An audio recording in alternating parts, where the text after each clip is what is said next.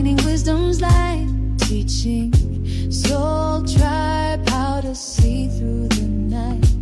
Ancient scriptures and bloodlines she knows, spreading truth wherever she goes. Soul tribe rising, hear her call, raising vibrations for one and all. Dr. Kia shows the way to a brighter, freer day.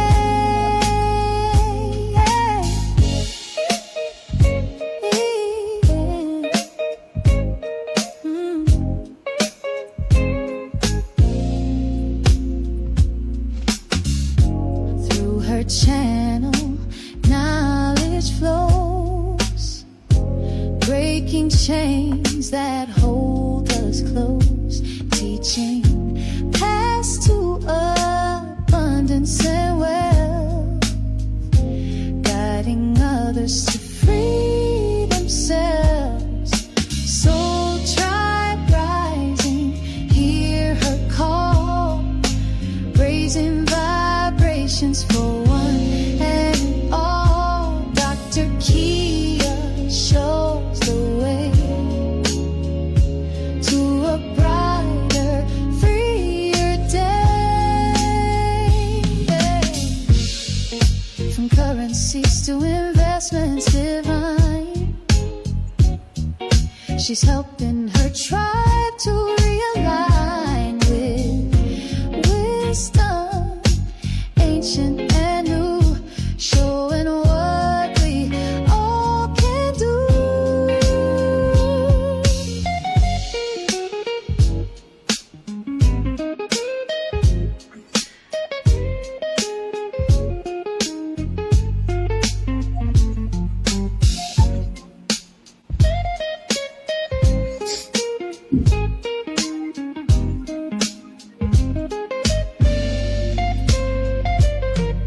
Soul tribe rising, hear her call, raising vibrations for one and all. Dr. Kia shows the way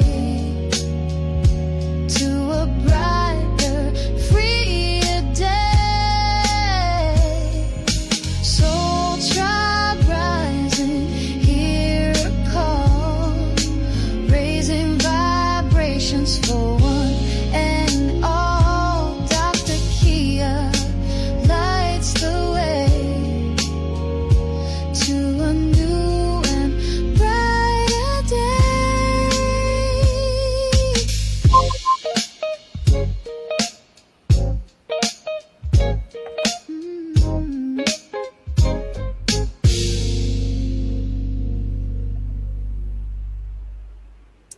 Good evening, family. Come in the room. I'm so happy to see everybody tonight. We have about 175 people in the chat. Please hit the like button as you enter the room.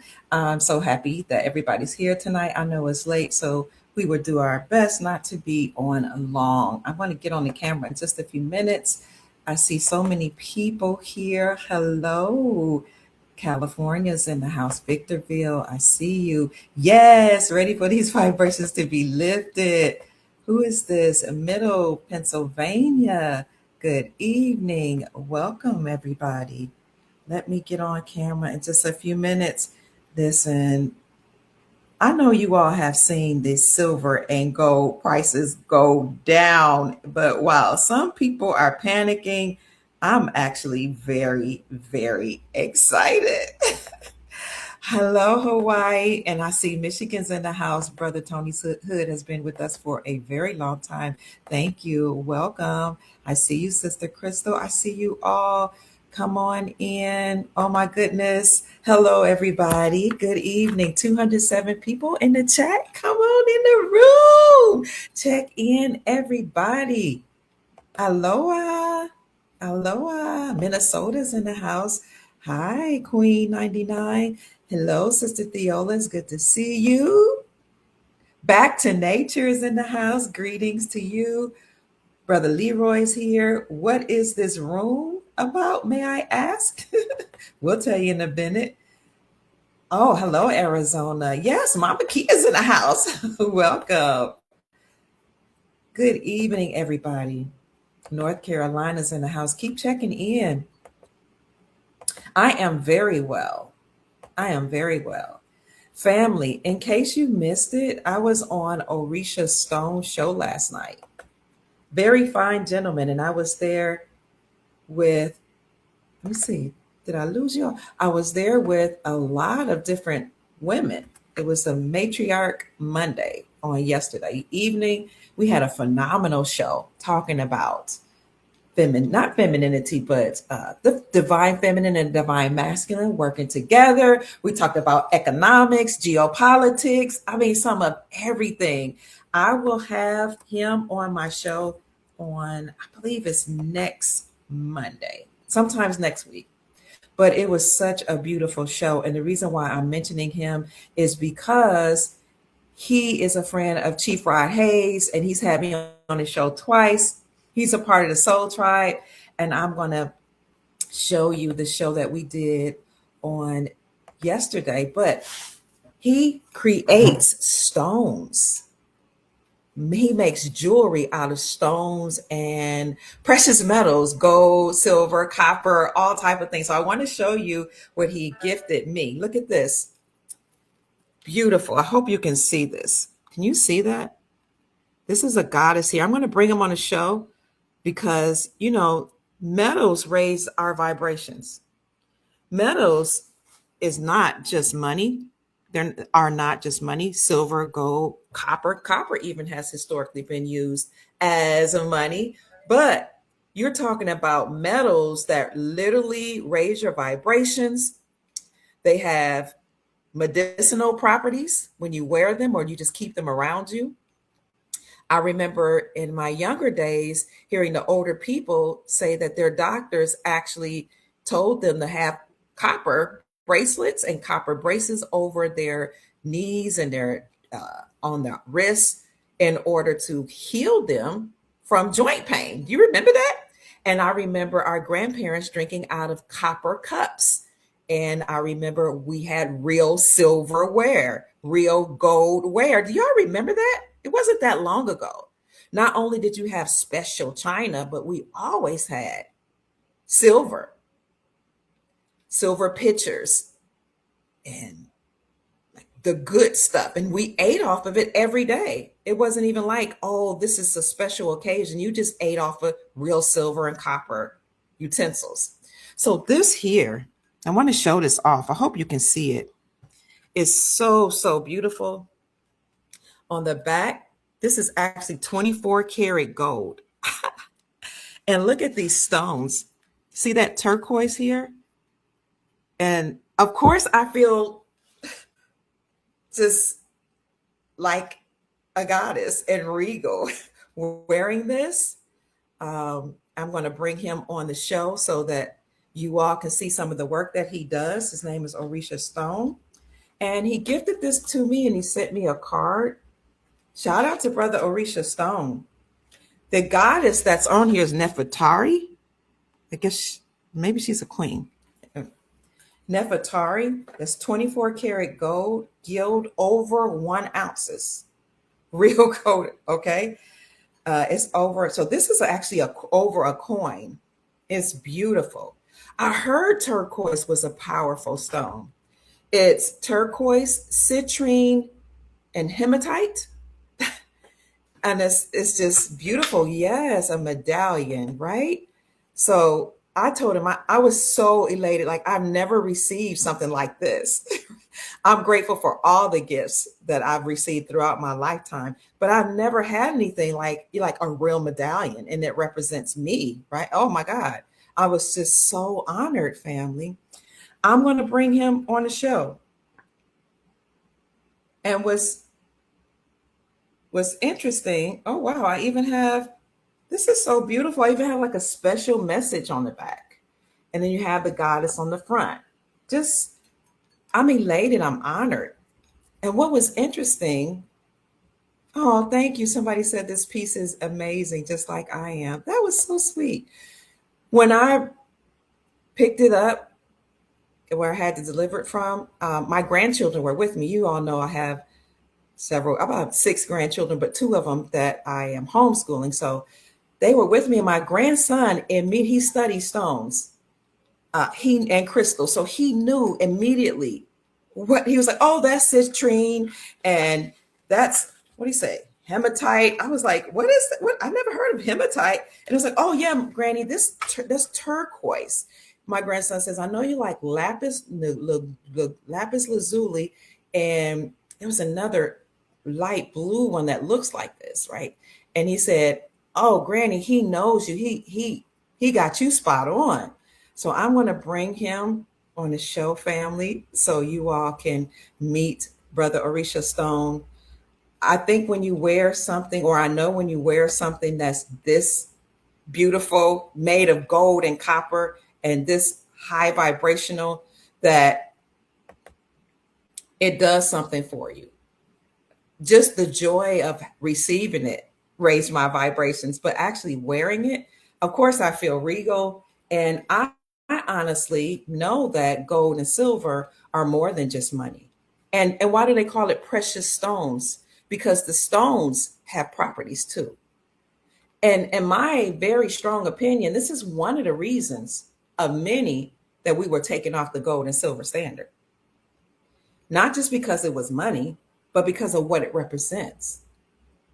Don't you remember in 2020 what they called COVID? They called it Corona, as in crown. Corona literally means crown, as in gold. And I say this all the time, as in your crown chakra was being is the period where your crown chakra would be activated, as in we were reaching the golden era. And when you know that Corona means crown, and you put all the pieces of the puzzle together, and you know it's a banking term as well, then you know that literally the people in power realized we were moving into a whole different era, the golden age, the era of awakening, the time of awakening. So they were really panicking, the people in power. And so what they do, they stage another reset, which we've had, excuse me, we've probably had about seven resets where humanity was actually reduced. Thank you so much. Somebody just sent me a Cash App blessing. Thank you. Who is that? I have to shout you. I just happened to look down the phone. Oh my God, Brother James. James Shahid. Today he says, thank you. God bless you. Having a smile on you. Wow, I'm so honored. I'm so honored.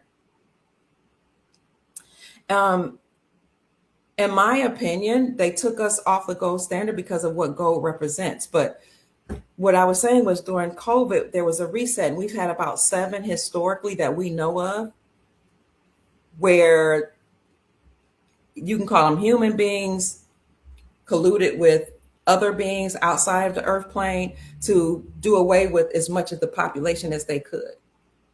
They literally had resets where they wiped out humanity. Some say they wiped out all of humanity doing one or two resets.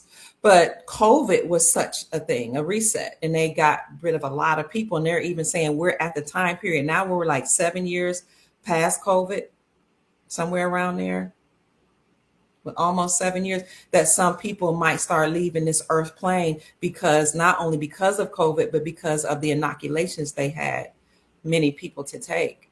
So we're grateful that we're hearing that around April 1st or 2nd, the med beds are supposed to come out. If you all give me a minute, I need to see who this is trying to call me. I hope it's not. Hope it's not an emergency. Just 1 minute.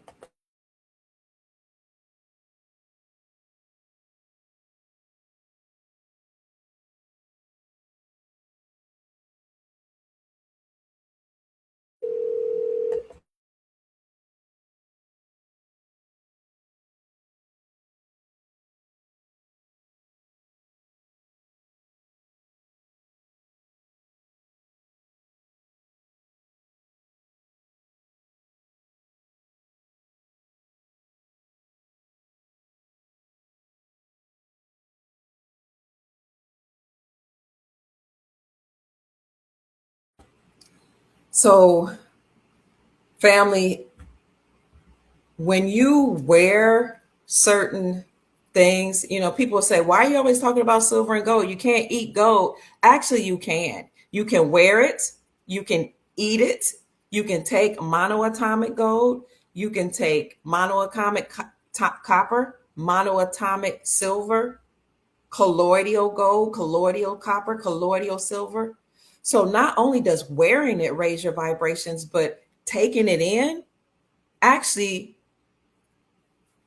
helps keep you from getting viruses. So during the COVID, a lot of people were actually taking colloidal silver. I know I was, because silver is an antibacterial metal. And for those people who don't know it, this year, both silver and copper were added to the United States Geological Surveys, the USGS critical minerals list, meaning we need these critical metals as soon as possible, right away. So that's why I don't understand why the prices dropped so drastically. When I determined in my mind that tonight that I was going to do a podcast, silver was $68 per ounce. Do you know within the last 2 hours, it's now shot up above 70? Silver is $74.96. It's going up. It was just $68 just 2 hours ago. But still, it had reached, what, 130 in January? And then it went all the way down to 60 something dollars. What's going on? Y'all tell me what y'all think in the comment section. I see Chief Mac in the house. Good to see you, Chief. We'd love to hear from you. What is going on, family? I'm going to get to that in a minute. Listen, here we are with the prices. Still $7.96. It was just six local coin dealers to see what was going on. I was like, are people selling or buying? They were like, they're doing both. Some people are selling off, some people are buying, but a lot of people are like, oh my God, silver and gold are going down. Let me hurry up and sell it. Gold, $4,604. In January, it was over $5,500. That's almost $1,000 drop. What's happening? I can tell you that they're saying a whole lot of things. I've spoken to economists, I've spoken to spectators, I've spoken to investors. I'm like, what is going on? I've read articles, I've listened to videos, and I'm like, first of all, why did silver and gold drop so drastically? Because typically during a war, people rush to gold and silver, because gold and silver are a safe haven. They hold their value, they maintain their value, or they go up in value because silver and gold are wealth. It's not just money, it's wealth. It has healing properties. It keeps you from getting viruses. It raises your vibrational frequencies. Why do you think kings wore gold, silver, and copper? Even in ancient societies, ancient indigenous people all over the world had silver, gold, and copper. We had silver, gold, and copper all over the globe. It was a part of our lifestyle. It was a part of our culture. In fact, some people theorize that the Anunnaki beings came to planet Earth to force the human beings, or prehistoric human beings, they call them the Ajijis, to mine gold, because the Anunnaki needed gold to cure their atmosphere. So Father Anu had children, and allegedly, according to the story, his children, Enki, Enlil, and their daughter, Ninhursag, came here to the original humans, forced them to mine gold for them because they needed it for their planet, Nibiru. The Ajiji, who was supposed to be the prehistoric humans, rebelled and refused to mine gold, so they seeded modern day humans with their genetics. Enki, Enlil, and Ninhursag. Ninhursag, or Nimna, she's female. Enki and Enlil, they're brothers. She was married to one of them and had children by actually both of them. This is the Sumerian text version of how modern day humans were seeded on this planet and how they were forced to mine gold. And then allegedly, Enki Enlil Ninhursag left them here. One of the brothers called a deluge, a flood, which was one of the resets to get rid of the beings that he made, because when Father Anu and the Galactic Federation heard that they created these beings without the Galactic Council's permission, they got angry with them and said, you can't just go around creating beings and not allow them to ascend now in consciousness, because they have Anunnaki DNA. They're gods. So you just seated them there without our permission, then left them there. So one of the brothers allegedly caused the flood or a deluge. And there are all type of historical books that talk about this. The Bible is one of them. Remember, the God of the Bible even got rid of them. Who you think the God of the Bible was talking about? They call him Elohim, the Elites. We think the Elites are, the Elohim are. Let us make man in our own image, is what the scripture says. Who's us? People say Father, Son, and Holy Spirit. But if you read the Sumerian text and other ancient texts, you'll say maybe it was the Anunnaki, Ninhursag, Enki, and Enlil. But they left them here. One of the creator gods sent the deluge, got rid of them, kept a remnant. Thank you so much for the Cash App blessing. You all are amazing. Guess who I'm talking to right now?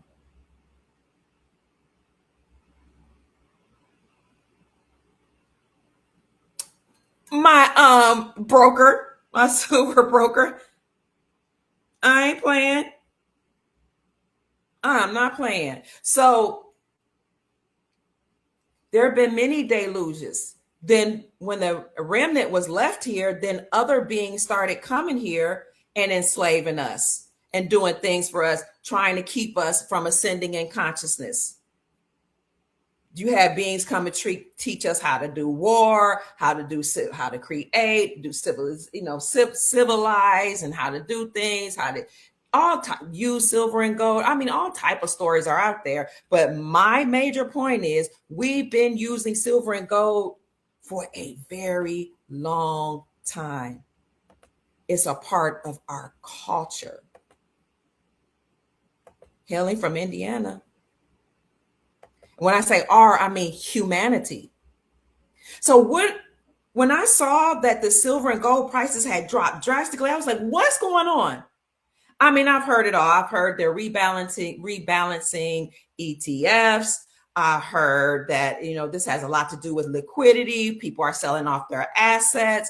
I had heard that speculators and investors said, they're trying to anticipate if the Fed is going to lower rates or not. And so they're a little shaky. They don't know what to do. So they're selling off their assets. Even that doesn't make sense to me, because typically when you don't know what the Fed is going to do, or you don't know what people in politics are going to do, you take your money out of cash and you typically put it into gold, because you know that the United States dollar is attached to the United States Incorporated and their whole geopolitical system. And when things get shaky, politics affects finances and economics. So people in the know will rush to gold and silver as a safe haven. So why is the inverse happening, where it doesn't look like people are rushing into gold and silver? It looks like they're selling off their assets. What's going on? Also, during wars, typically, people, families, investors, central banks start rushing to protect their assets. Why are people selling off their assets? So I said, I'm hearing all these different things. I'm like, this just doesn't make sense. Unless two things came to my mind. Y'all tell me what you think. Unless the people selling off their assets are the ones that were implicated in the Epstein files. That would make sense. Selling off their assets, trying to run to Bangladesh or wherever they go. Trying to liquidate. So you have, maybe that's the reason why some are selling off their assets. And then you also have investors when everybody was rushing to gold and silver because they saw the prices go high, put all their assets, take their liquidate from stocks and bonds and other things, put it in the gold and silver. And then now that there's a war, they need to liquidate so they can pay their bills and pay the high gas prices. God forbid you're trying to buy a house right now. God forbid you try to do some things that you need to do in your everyday life. Everything's higher than it should be. But let me tell you something. There's selling off of assets, and then there's price suppression. Gold and silver shot up so high. I mean, it went like 50, 60% from last year to January, where gold was over $5,005 an ounce. Now it's less than $4,900. And silver had shot up all the way to $130 per ounce. Then it went to $68 this evening. Now it's going up to 74, close to 75 within the last 2 hours. Perhaps it went up so fast, so high, that now it's rebalancing. But who's pulling the strings? It's probably being suppressed. But how long can they hold the prices down?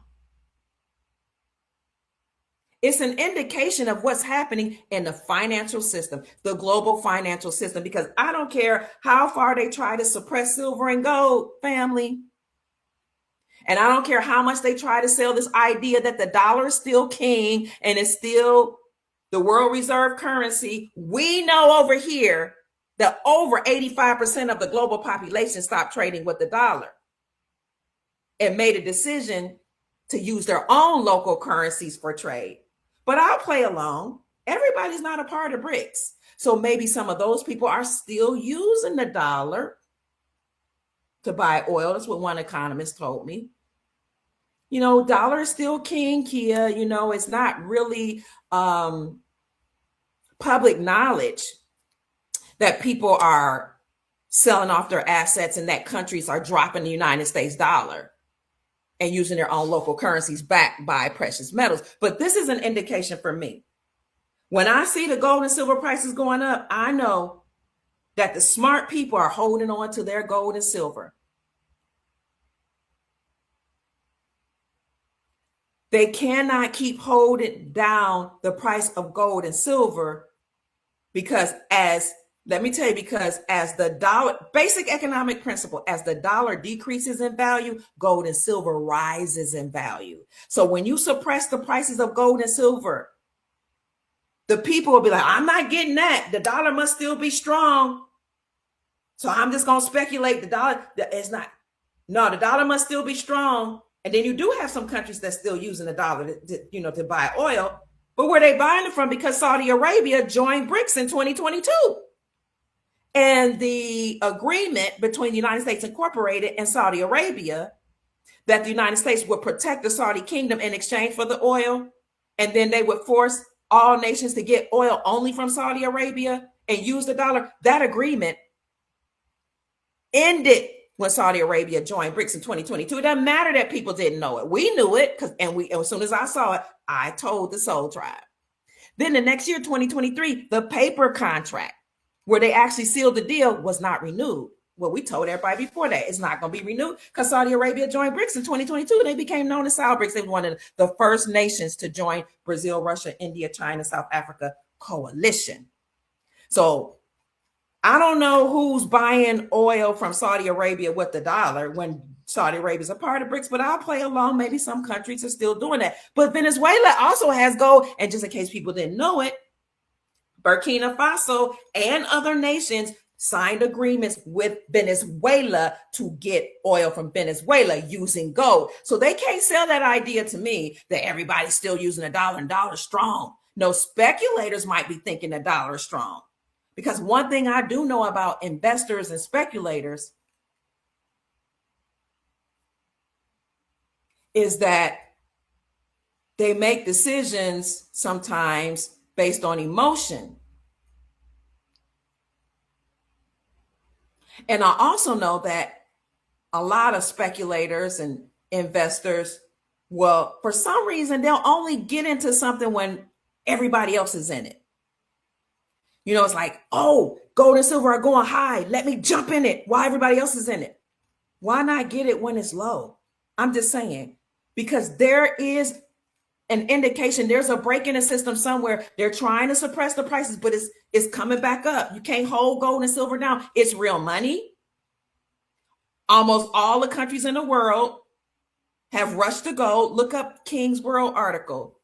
This came out in February 2023.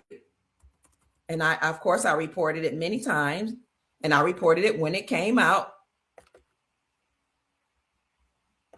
If you've been following everything, then you know the whole world is hurtling back to gold as money. That was 2023. Here it is. The world is hurtling back toward gold as money. The world is rushing back towards gold as money. Let me see if I can get that for you. That was February 2023. So we already knew that. Like I said, in 2020,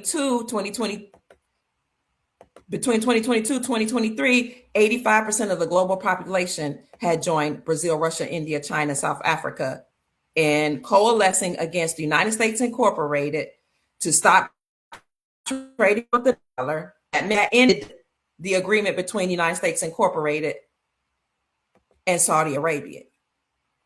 They said we're going to stop trading with the dollar and we're going to use our own local currencies backed by trade. So what did they do? Countries, they join BRICS. They start changing out their administrations, the people, their whole administrations, their presidents.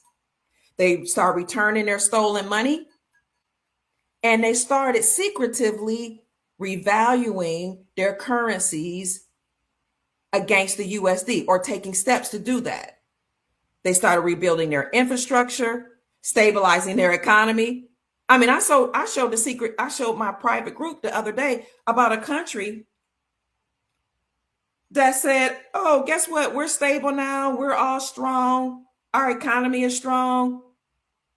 President Trump bought oil from us, and we're using the assets that he bought the oil from us with to back our currency and revalue it against the United States dollar. So they can play these games and price suppress the gold and silver, because like I said, as the dollar decreases in value, gold and silver increase in value. We know the dollar's decreasing in value because countries have stopped trading with the dollar. They joined the BRICS coalition. They joined the Shanghai Cooperation organizations.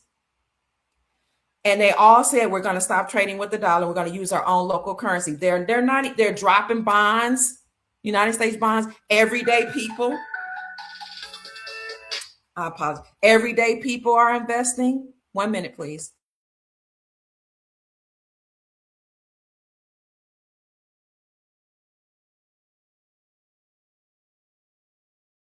Everyday people, we are getting it, but don't be like people who follow the herd and they rush when it's super high.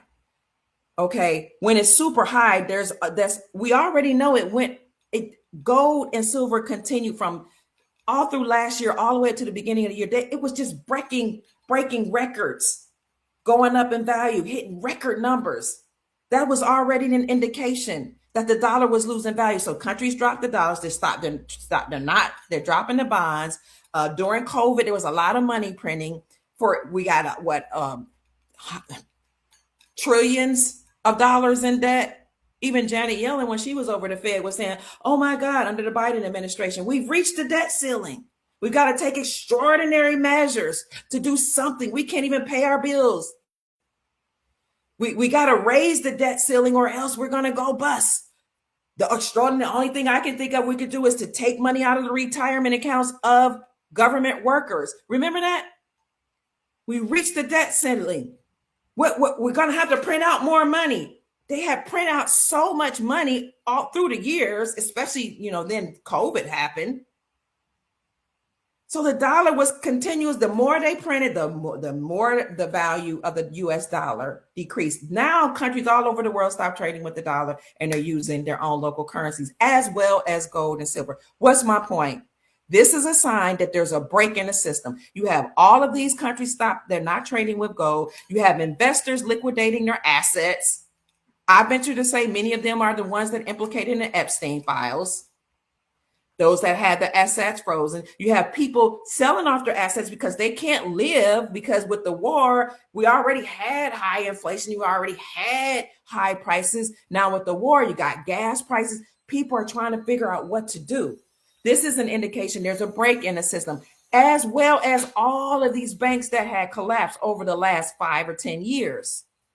With all these banks collapsing, and all the people being stressed out, selling off their assets, look, there is a break in the system. The financial system is collapsing. The United States Incorporated is collapsing. But those that are prepared will go into the new golden era. Remember, we talked about the 5 wise virgins and the 5 foolish. They all had to prepare for the wedding of to go to meet the bridegroom and go to the wedding. It's in the scriptures. The 5 that were ready, that were preparing, they kept their lamps. Remember, keep your lamps trimmed and burning. Keep your lamps trimmed and burning. Keep your lamps trimmed and burning. The time is drawing nigh. So we used to sing that song in choir and in church. And then when I went to Berea College, I was in a choir. Was it Voices of Victory? No, I think that was another group. I was in one of them choirs.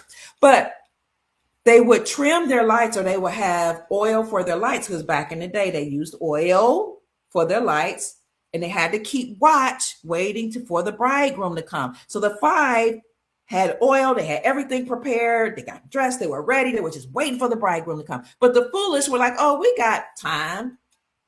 We'll just wait. We're gonna hang out a little bit. I don't need to go get any oil. I'm sure the 5 wise will tell us when it's time to go.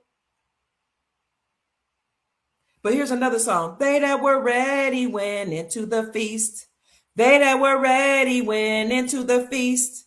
They that were ready went into the feast of the marriage supper of the Lamb. So when the bridegroom came, and he came late at night, at midnight, I believe it was midnight hour, the 5 who were ready, that had their lamps trimmed and burning, the bridegroom said, hey, come on, it's time to go.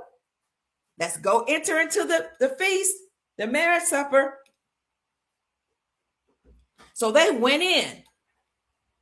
They that were ready went into the feast of the marriage supper of the Lamb. But what about the 5 foolish? They cried unto the wise, oh, give us some of your oil.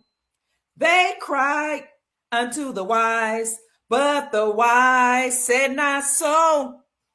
They cried unto the wise, oh, give us some of your oil. But the wise answered and said, not so, lest there be not enough for thee and me. So when the 5 wise virgins went into the wedding, into the golden era, into the marriage supper of the Lamb, the door was closed. The foolish started knocking on the door. Hey, wait, let us in. They cried unto the wise, oh, give us some of your oil. But the wise answered and said, not so. And there's another version. The wise answered and said, too late, lest there be not enough for thee and me. And you know, when we sing that song, we sing it during Passover season, because we say Passover is the time where you enter into the marriage supper of the Lamb. Passover is the time in the Old Testament where the blood of the lamb was sacrificed. The lamb was sacrificed. You applied the blood to the doorpost. And if you applied the blood to the doorpost, when the death angel came, that was going to take out the firstborn of the Egyptians, the biblical Egyptians who had enslaved the Hebrew people. When that death angel came, the firstborn of the Egyptians, or the enslaver, was unalive. That's one of the plagues that the God of the Bible gave them. But the Hebrews and anybody that obeyed, that killed a lamb, put the blood on the doorpost, who were ready when the death angel came, he would just go right past the doorpost where there was blood, pass over. In the New Testament, the Christ was the sacrificial lamb. This is, I was raised in church. I'm going to talk about church in Hebrew tradition. We'll talk about the metaphysical point too. But the Christ was the last sacrificial lamb. So, and then I was Messianic Hebrew, Messianic Jew. So I kept both Passover the old way and the new way, right? When we believed in the Passover, the death angel passing over the Hebrew people. In today's time, judgment that's going to deal with these enslavers that enslaved the planet is happening right now during Passover season, right? Judgment is passing over us and it's going to hit them. That's why they're selling off their assets. They're scared. That's why they're being arrested. That's why they are going through military tribunals, because we are under military occupation right now. So in the New Testament, even Christ took the Passover. Why do you think he was at the Last Supper with his 12 disciples? He was Hebrew. He was keeping, or some people say Jewish, he was keeping the Passover. He was the last sacrificial lamb. And the Christians or Messianic Jews believe that that was the ultimate sacrifice. And so now the Christians apply through faith the blood of Christ to the doorposts of their heart. And when judgment comes, then judgment will pass over you if you've applied the blood of Christ, salvation, redemption to the doorposts of your heart. Where will we say that metaphysically in this time period? Because I'm not trying to preach religion or push it. I'm Hebrew. I'm telling you how I was raised, and I'm applying it to today. We're in Passover season, the 1st of April, right? That now that judgment is coming for those enslavers that enslaved the people on the planet, as long as we're not a part of that wickedness, as long as we're not sacrificing children, as long as we're not money laundering, as long as we're not a part of these secret societies, as long as, and even if you were, and if you repented and got your heart right and you did whatever you had to do, I don't know what you have to do if you have done certain things. I don't know. But if you have clean hands and a clean heart, you don't eat babies, you don't sacrifice them, you're not money laundering and doing all this stuff, you're not breaking laws, the death angel judgment will pass right over you, and you'll be able to sing, they that were ready went into the feast of the marriage supper of the Lamb. And do you know on Passover season, we wear all white. Passover is prescribed in Leviticus 23rd chapter. We do the Seder meal, everything. We wear all white. Everybody's decked out, singing, dancing, playing the tambourine, blowing the trumpet, blow the shofar at the beginning of the feast. We celebrate it for 8 days. The first day is Passover. Then you have 7 days of unleavened bread. We don't eat anything that rises, any leavening, because that represents the rising of a leaven in your heart. So during that time, make sure you get all the evil out of your heart. Your heart is as light as a feather. And you even eat unleavened bread. You don't want anything that rises. No yeast, nothing that rises, because that represents sin. It's beautiful. I don't know why people have such an issue with some of the cultural practices of others. It's beautiful. Now, the blood originally, so let's talk about Passover. It's also resurrection season. So when the Romans enslaved other cultures that were keeping, like the Hebrews that were keeping Passover season, they said, you know what? They celebrate Passover. We worship the goddess of fertility, Estre or Ishtar. We might as well put them all together. I think it was about 325 AD. I said 322 the other day. Somebody corrected me. 325 AD. Then you're right, because I don't know what made me say 320. I think because I was saying it's on 322. 325 AD, they said we're going to put both of these together.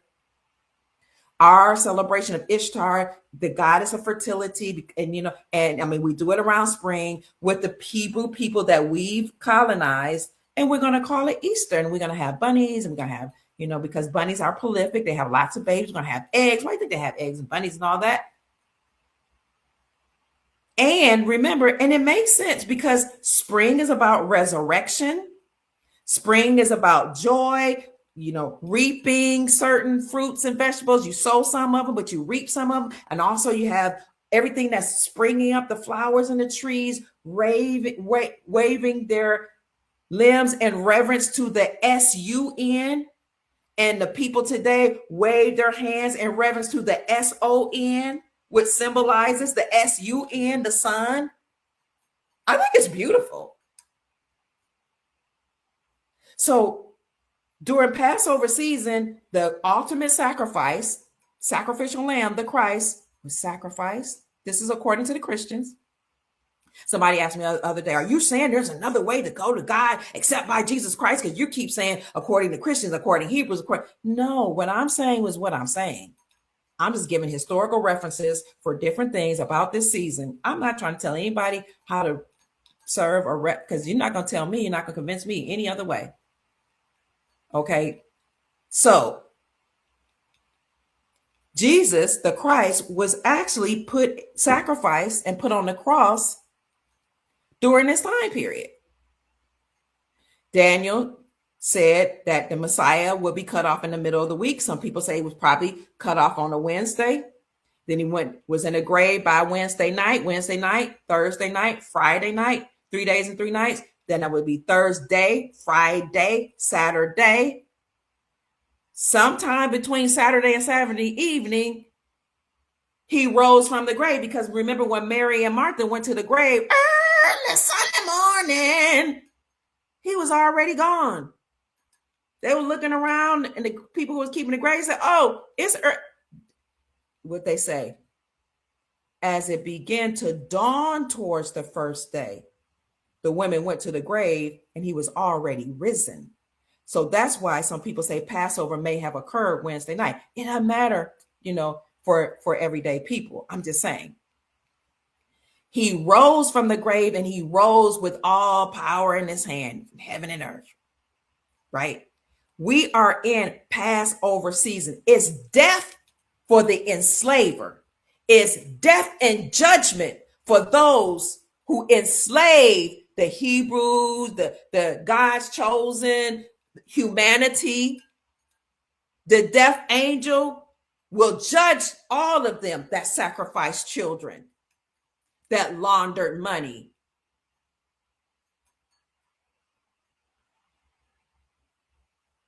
that laundered humanity. But it will pass over God's chosen, you and me. It's death, burial, and resurrection season. Death for the bad, burial for them and their assets, and resurrection for we the people of the Most High, Source, God, Yahweh, Elohim. I don't know who you call Source. What I'm saying is humanity is being redeemed. Now, it's interesting, this fascination we have with blood. I'm just going to just as an aside, because prehistorically, before all these stories, see, I studied anthropology for a short period of time. We learned that the blood was about the blood of the woman that used to be used. I don't want to upset anybody. And used to be used for sacred ceremonies. And it used to be used to do certain rituals. It was considered very highly sacred. You could study that on your own time. But of course, over time, you had beings that come out of the Caucasus Mountains, beings that come from behind the ice walls. I don't know who these beings are that enslave humanity, all of them, but they had this really vitriol hatred for the feminine. It's really interesting. They were conquerors, though.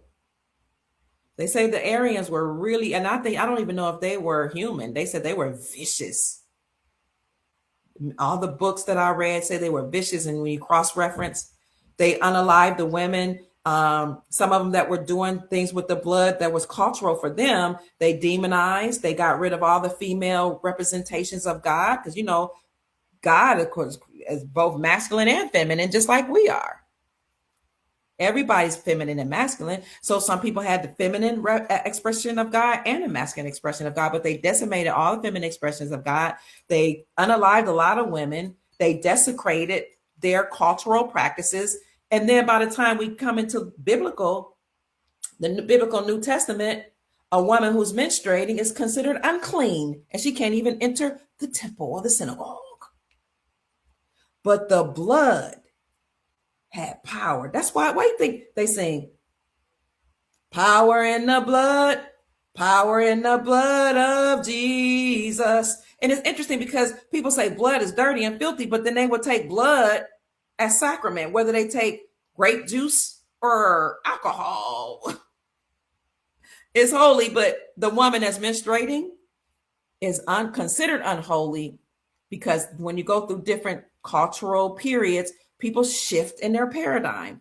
My point is, it may not be literal blood that's going to be applied to the doorposts of our hearts, but what's applied to our hearts as humanity is love. We have love. That's a high vibrational frequency. We have love. We love so much, we don't sacrifice children. We love so much, we don't sell out ourselves and our family members for $1, fiat dollar. I can imagine that these people in secret societies that sold out their own families, sacrificed their own children, sold out to the so-called elites or Elites or Elohim just for $1. I can imagine they don't feel good now that the USD is collapsing. And we see it's collapsing and we know it because we see gold and silver going back up and we see how hard they're trying to suppress it. But they that were ready went into the feast of the marriage supper of the Lamb. Family, Passover and Easter, which is resurrection season, redemption time, is right around the corner. Redemption time, deliverance season. The children of Israel in the Old Testament were delivered from Pharaoh and the Egyptians. Now, there are a lot of biblical historical texts that says there was really no evidence of Hebrew people being enslaved to Egyptians. I don't know. I'm just telling you what we kept. Okay. The Bible says it. That's what I was taught. I don't know. But let's apply it to today. We've been enslaved all over the planet to some evil people and beings that had secret agreements and did all type of rituals with blood and children. And they would trade using Bitcoin and USD. They had to sell themselves out, sell out family members.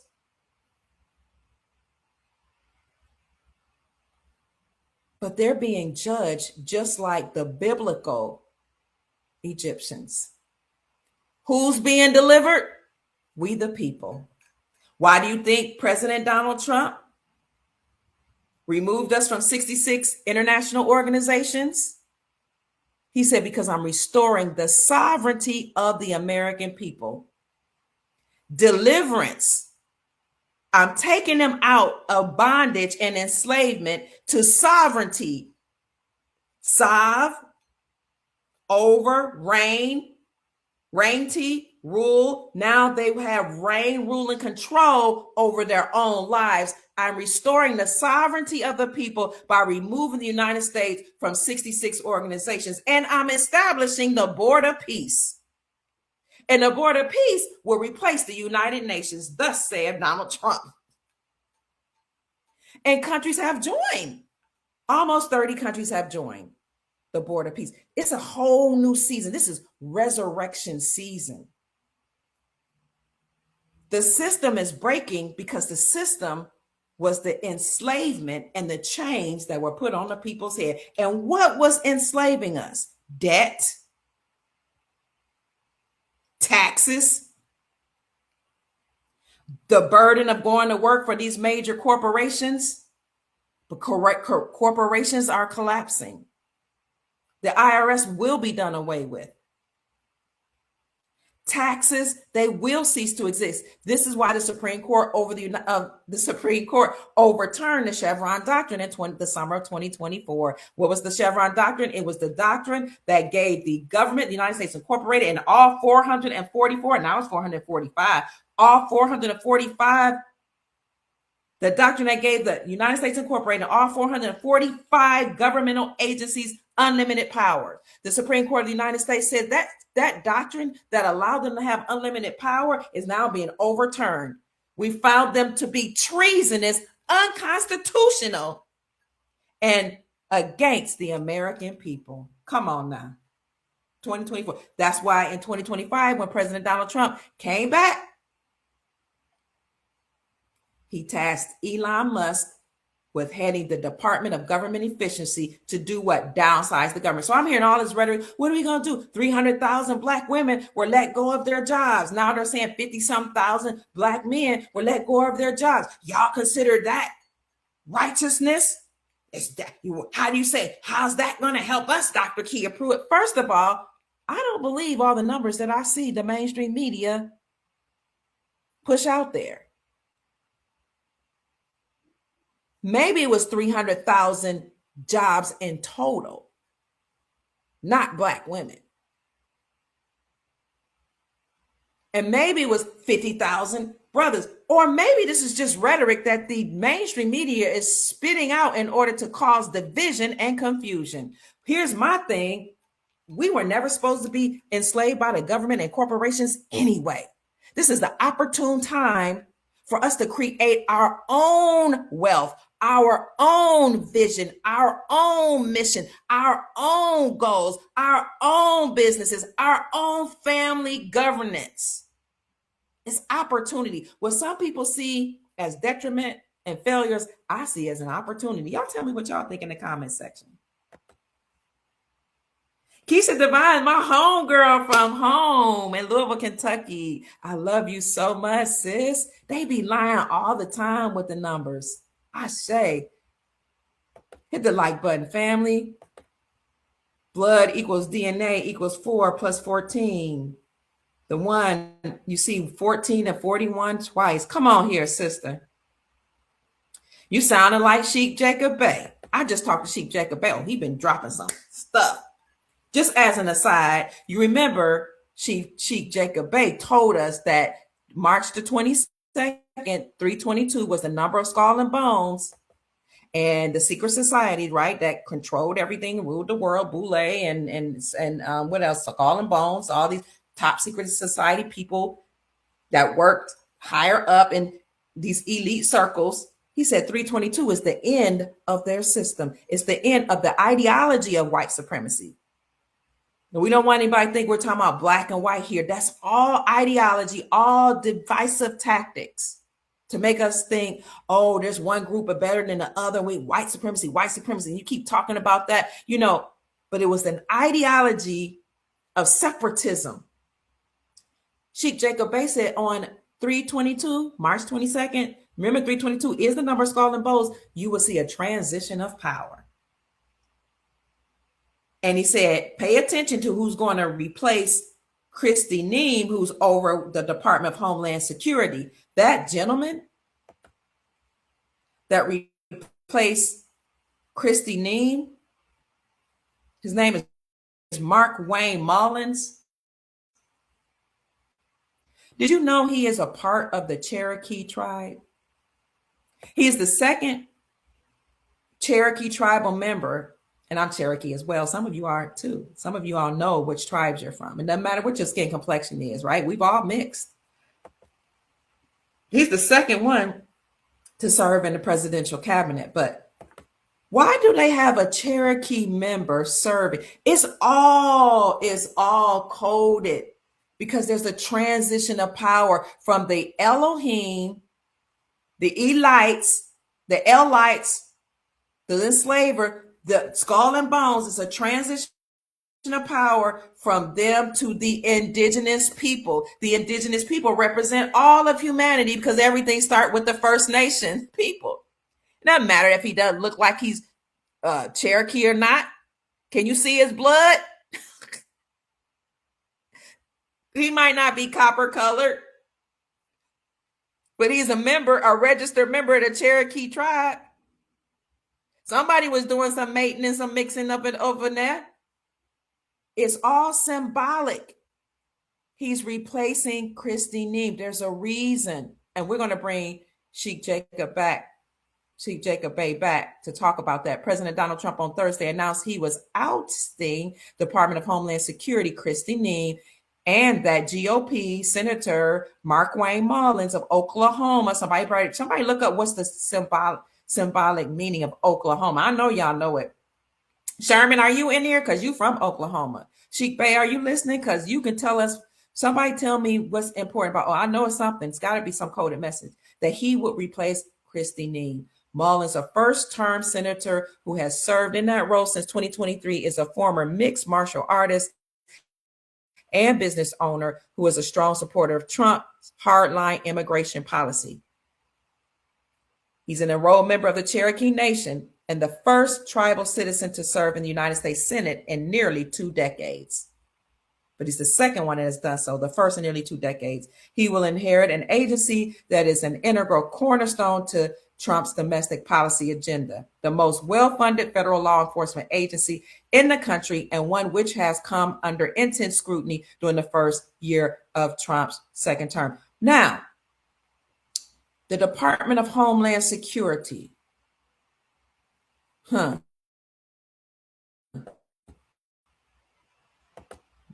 are they mentioning Department of Homeland Security, immigration? Why did Trump just send, who did he send out? He sent out some people to help TSA. Who did he send out to help? Let me see. In the airports. Did he just send out the Department of Homeland Security? Trump sent ICE agents to help strain TSA at the airport. Do you know why Trump would send ICE agents to help TSA? Because everybody that's trying to run up out of here, that's illegal, unlawful. See, we had a lot. It's not about racism or trying to get rid of people. A lot of people who've been forced to leave were here unlawfully. They may have overstayed their visa, but if you listen to the stories, even of the people that's on YouTube talking about, I don't want to be here. I'm in my home country. I want to return back. Please send me back to America. They will tell you, oh, I just got out of prison, or I served my time. I did time. A lot of people who trying to get up out of here participated in money laundering, human trafficking, sex trade, harming children, ritualistic abuse, drinking blood. That's why some of these stars look old and haggardly, because they can't get the achrome anymore. And you have a lot of people at the airports trying to get up out of here because the Epstein files have been released. Thank you so much, Chief Mac, for sending me a Cash App blessing. They're trying to get up out of here. So ICE baby is being sent to help at the airports, not just to make sure everything's running smoothly and flowing and, trying to get people out, and because a lot of planes have been delayed and a lot of traffic, planes have been halted, but also to make mass arrests at the airports. So all these people I'm telling you, this is Passover season. People are being judged. They can't escape. You can run, but you can't hide. ICE is going to help TSA. Now, we know a lot of TSA workers and air traffic controllers weren't getting paid during this. We're still in a government shutdown. A lot of people don't realize we're in a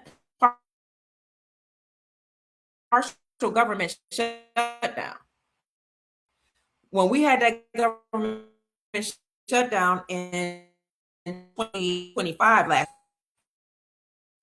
started September, and now starts before that, Trump National Guard all over America. He met with this is what the news outlets said. He met with the National Guard and military generals from all over the world. And then First thing he said when he met with them is, looks like central casting to me. And he gave his speech. He released them, and then they shut down the government September 30th at midnight, which was really October 1st, the beginning of the fiscal year, and my birthday. So I always remember that. And they stayed shut down. It was the longest running government shutdown in history. But it reopened back right in time for Thanksgiving and Christmas. Got to get that money circulating. Got to stimulate that economy. But it didn't work because people had no money. They're broke. And when did they shut it back down? In January. We're under a partial government shutdown.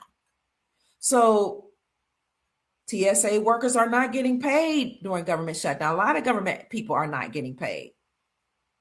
So President Trump sent ICE workers on March the 23rd. That was yesterday.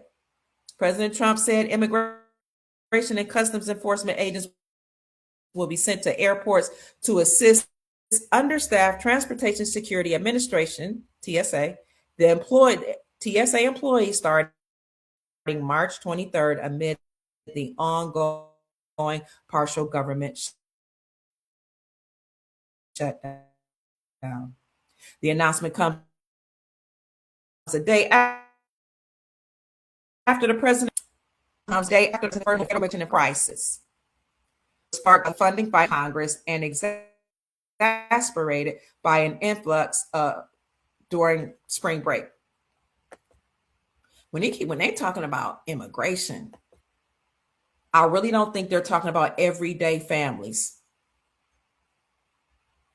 They're talking about people who were here that overstayed their time and people that were here that were unlawful. A lot of these people literally have records that have been sent back home. And, now the ones that may not have records, I don't know if people understand that if you overstay your visa, that's against a law. If you were in another country and you overstayed your visa, not only would you get arrested, but you're going to pay ransom to the people who arrested you. Because that's how some of these countries get out. And I've seen it happen in Africa. You're going to pay a ransom, baby. They're going to say, call your family. I mean, they're not going to put anything to your head. It's not quite like on TV. Call your family because y'all have USD. Tell them to send this money through Wise, Wire, and all these different apps.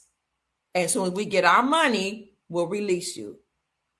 Now, if they are a little more benevolent, they'll just lock you up and you just stay there until they say you get to go home. But you don't get to go on people's turf in their countries and overstay your visa. I know we think you can do whatever you want to do in America, have lawlessness, run roughshod all over America because people have been allowed to get away with that. And I get it. But it's a new day. It's a new sheriff in town. Speaking of ICE, I was downtown with my grandbabies and I looked right in front of me and my grandchildren said, Granny, look, that place right there is a beauty salon. I was like, oh yeah, it looks kind of nice. The windows are decorated all nicely. Let me show y'all what was posted. I was like, oh my God, on the window of the beauty salon.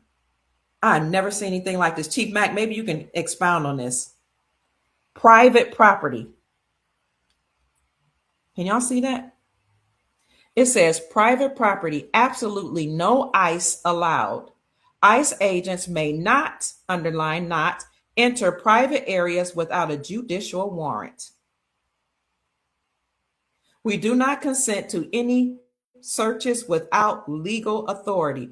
I was like, oh, this is private property. So their business is probably under a private trust. And they are within their rights to say the government can't come in here because we're private property. I had never seen anything like that. And I was like, why are they afraid of ICE? Are they afraid? Do they have people in there, immigrants? Or is ICE going around knocking on doors downtown Jacksonville, Florida? Let me find out. I don't know if y'all can see that.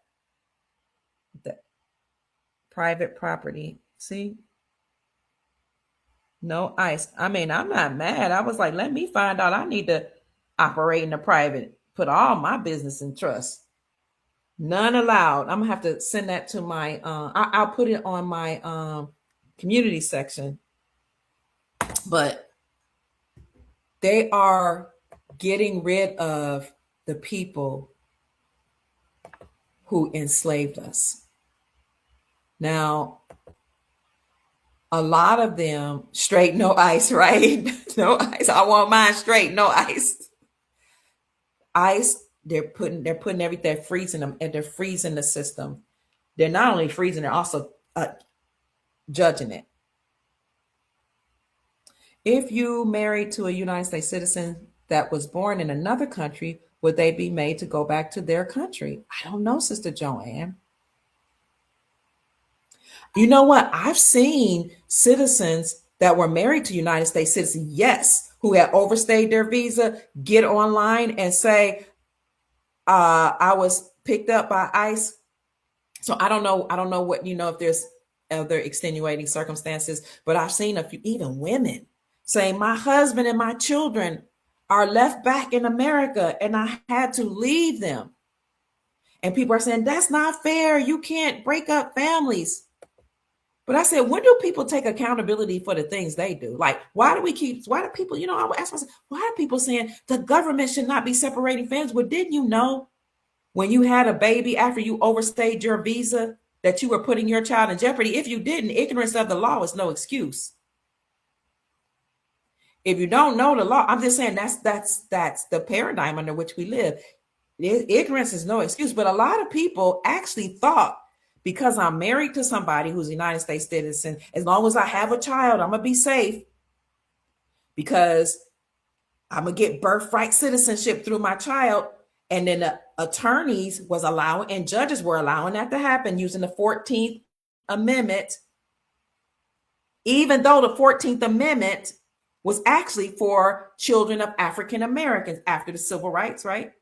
It was 14th Amendment was for the children of African Americans. Their children could have birthright citizenship, although we weren't supposed to be citizens anyway, because we're sovereign. We are the first Americans. We are the Aboriginal or original Americans. So the whole Black, colored, Negro, African American facade that was put on us by the Census Bureau and all these enslavers, all these lies, we came from African slave ships, all that's malarkey. We weren't even supposed to be citizens, but the children of the African Americans are children because we were prisoners of war. We were colonized. So our children born to us through the 14th Amendment could become citizens. Now, immigrants that came here used the 14th Amendment and had children on these lands, thinking that they and their children could be tied to the land. But even if that was legal, it's not lawful. That's according to the United States Incorporated. The corporation is being dismantled. What is the law as it refers to the Republic and the Constitution for the Republic?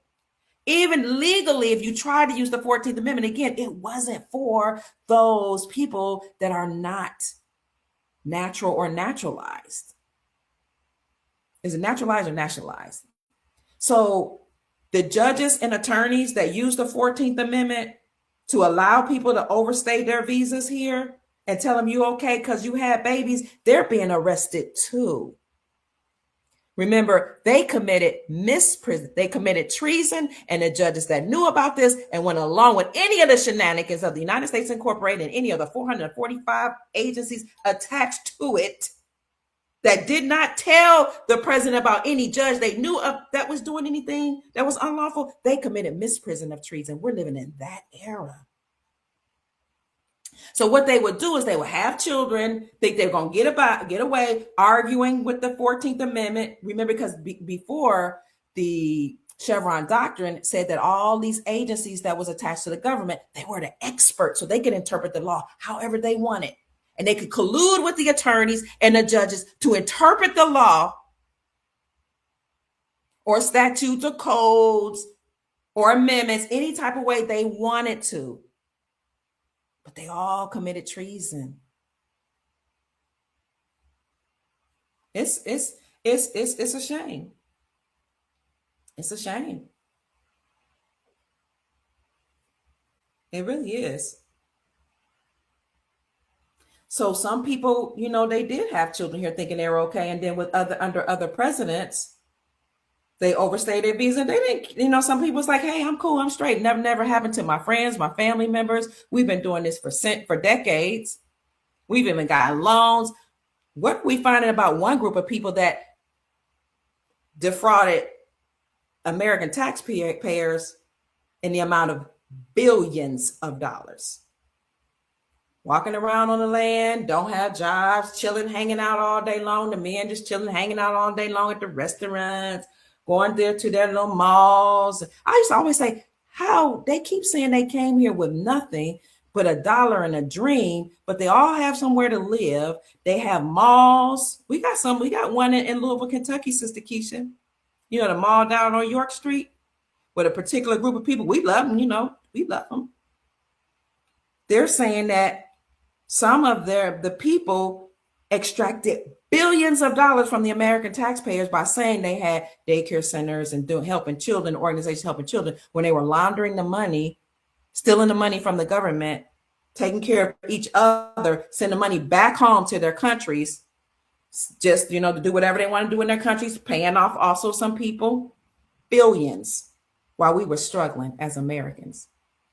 So they were getting away with it. Many groups of people, there are people like, we came here with $5 in a dream. And I'm like, how do they have businesses? How do they have bigger homes than Americans? Why do they say we work harder than y'all? Not all of them, of course, but how? Because they were allowed to get away with it. Many of them would get loans for businesses with no interest or very low interest for 5 years. They would go ahead, get the business in their name, start it up. Where were they getting this money from? If you came here with $5 in a dream, first of all, where'd you live? How'd you feed yourself? Then your family members, then you come to find out they had family members all over America already. You didn't know this when they came. You'd be like, how do they? So to get the business, because one of the guys, and it was an Arab that liked me, shouldn't tell his ethnicity, but or where he came from. But I was like, how do you get this? How do y'all get this convenience store and / gas station? Oh, because he would try to take me out. So people talk when they like you. When the guard is down, it's like, oh, we get. I said, is it no interest bearing loan? He said, no, it's very low. It's almost none. And we got it for 5 years. And then when that 5-year period is about to run out, then you just invite one of your other family members to put the business in their name for another 5 years. So you're paying no interest or low interest. Then when that's run out, just keep bringing family members. Then you're racking up debt the whole time, buying whatever you want. And then we just go back home to our country because we've already sent a lot of money there and we live like kings and queens and we forget about the debt in America. Because, hey, why pay it? I was like, oh, okay. So a lot of people were allowed to do that. And, hey, I ain't hating the player. They say don't hate the player, hate the game. I mean, what they say, what's the first law of nature? Self-preservation is the first law of nature. If that's what people did and felt they needed to do in order to survive and the government colluded with them and they got away with it, who am I to be mad at the people? I got an ought and a problem with the government that allowed that. While veterans are homeless and have mental illness, came back from wars and serving the people and don't get help, while our sick and infirm are in nursing homes getting pushed out so others can come in, while the single mothers and single fathers and with children are getting pushed out of certain homes and certain programs to allow people to come into. I have a problem with the government that allow people to overstay their visa. And the government will go out and recruit. They call it brain drain. They will recruit people to go into medicine. They will recruit people to go into education. They will recruit people to go into research and development. They will recruit people to go into government. They will recruit people to go into every different segment of our society. Pay them well, send for their spouses and pay them as well. Put them up in nice places in the community. Give their children minority scholarships. How you know, Pruitt? Because I worked in higher education and I got to work with undocumented students and see them take the minority scholarships. earmarked for people of color and rural white students who are also underrepresented in many on many campuses and underrepresented in many disciplines like medicine. So funds that were earmarked from white students classified as rural white students, underserved, underrepresented, they were underserved as well. And people of color like African Americans, Native Americans. They added Hispanics later, and there's another group. Well, people would come from all different countries and say all of a sudden I'm Black. Now their status is white, but they'll say they won't come straight out and say they're saying I'm a minority. So you even had people from Asia, like their fathers and mothers that came over here as doctors. They went and that were making good money. They got the minority scholarships. Talk to me, Pruitt, because I had one of my sons in the engineering department. And when I went to celebrate with him, and I saw he was one of the very few people that was Indigenous American classified as Black, and all the rest of the people were from different countries. Their fathers and mothers were engineers and doctors. And I'm like, how, Sway? But they've been allowed to do this. I mean, why I'm not mad at them. I'm like, why did the government allow this? How is it that 50%, almost 50, 40 something percent of the healthcare industry is comprised of people not from America? And I did a whole podcast on different industries, how a great percentage, over 30%, comes from different countries. It's called brain drain. When you go to different countries and you take their professionals and you hire them here, like we don't have professionals on our land, and you give them all these benefits and all this money, you drain all the energy and intellect from these countries, prop them up, take care of their children, give them benefits, give your spouse benefits, give everybody businesses while the American people suffer. That's what's not fair. And that was allowed to happen because the United States Incorporated had unlimited power through the Chevron Doctrine and other avenues.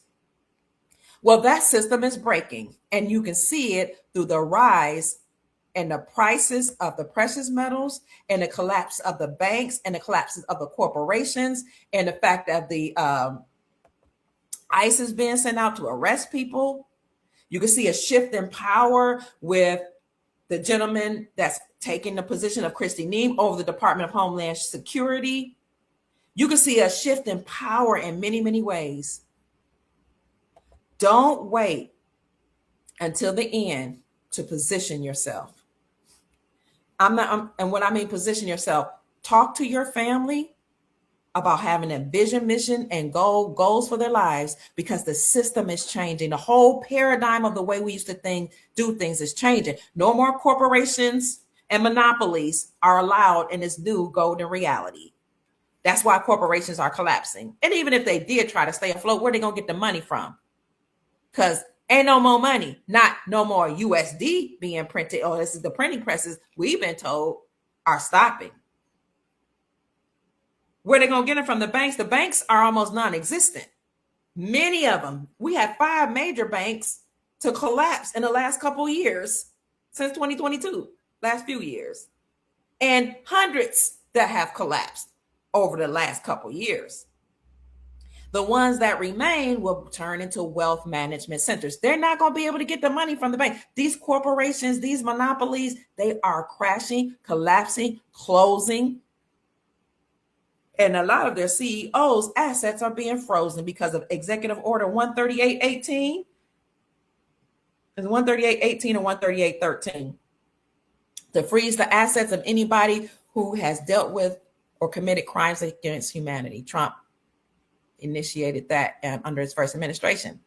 And because we're now under military law, military occupation. This is the United States Department of Defense Law of War Manual. When you read the Law of War Manual, you see what's going on. You can tell that the military has taken over and that they have used their constitutional powers to group together and collude against the United States Incorporated, the allies, the Elohim, the whatever you want to call these people in power, these enslavers, and they're dragging them out of their positions. That's one of the reasons why Trump met with the military right before he closed the government last year. But when I see the prices of gold and silver go up, and I saw them shoot up at the beginning of this year, that high, gold about $5,500 an ounce, silver 130, I knew the system had broken. And when we saw banks collapse over the last couple of years, and some central banks accumulating gold in record numbers, we knew something was happening. When we saw all those countries join the Brazil, Russia, India, China, South Africa BRICS coalition and agreed to stop trading with the dollar, use their own local currencies backed by gold for trade, we knew the system was breaking. It's a wrap. Talk to your family members and say, okay, the system is collapsing. Some of you are going to lose jobs. Some of you are already lost jobs. This is our opportune time to now create our own businesses. This is the opportune time for you who knows how to bake to establish a bakery. You that knows how to do hair, you're going to establish a salon. You that knows how to do fix cars, you're going to have a mechanic shop. You're going to do it. Now we'll be able to use our gifts, our skills, the things that we went to school for. And we won't have to work for other people or corporations, a dead entity, corpse is dead, and build up their empires. Now we'll be able to take care of ourselves. We were never supposed to build up somebody else's empire and work for a corporation. We were never supposed to depend and rely on a government. Govern, manage, or control, the mind, mentality. We were never supposed to be under government and mind control, because if you take that money from them and you take whatever they give you, oftentimes you have to go along with their program. That was never supposed to happen. You're supposed to take care of your own family. And families are supposed to take care of each other and work together as a community. Or the young people say the community. Now it's a time for us to work together and get to work creating our own reality. Yes, people are going to get laid off from work. Yes, the government employed a lot of people, but the government, the United States Incorporated, is bankrupt, defunct, and is being downsized. There's going to be some collateral damage, unfortunately. But the upside of that is opportunity. Just like during COVID, a lot of people started doing their own businesses, creating their own businesses, starting podcasts, working from home. When people are pushed up against the wall, some of them going to come out fighting, kicking and screaming, but a lot of them are going to come up out of that position being creative. Opportunity, redemption, deliverance, opportunity.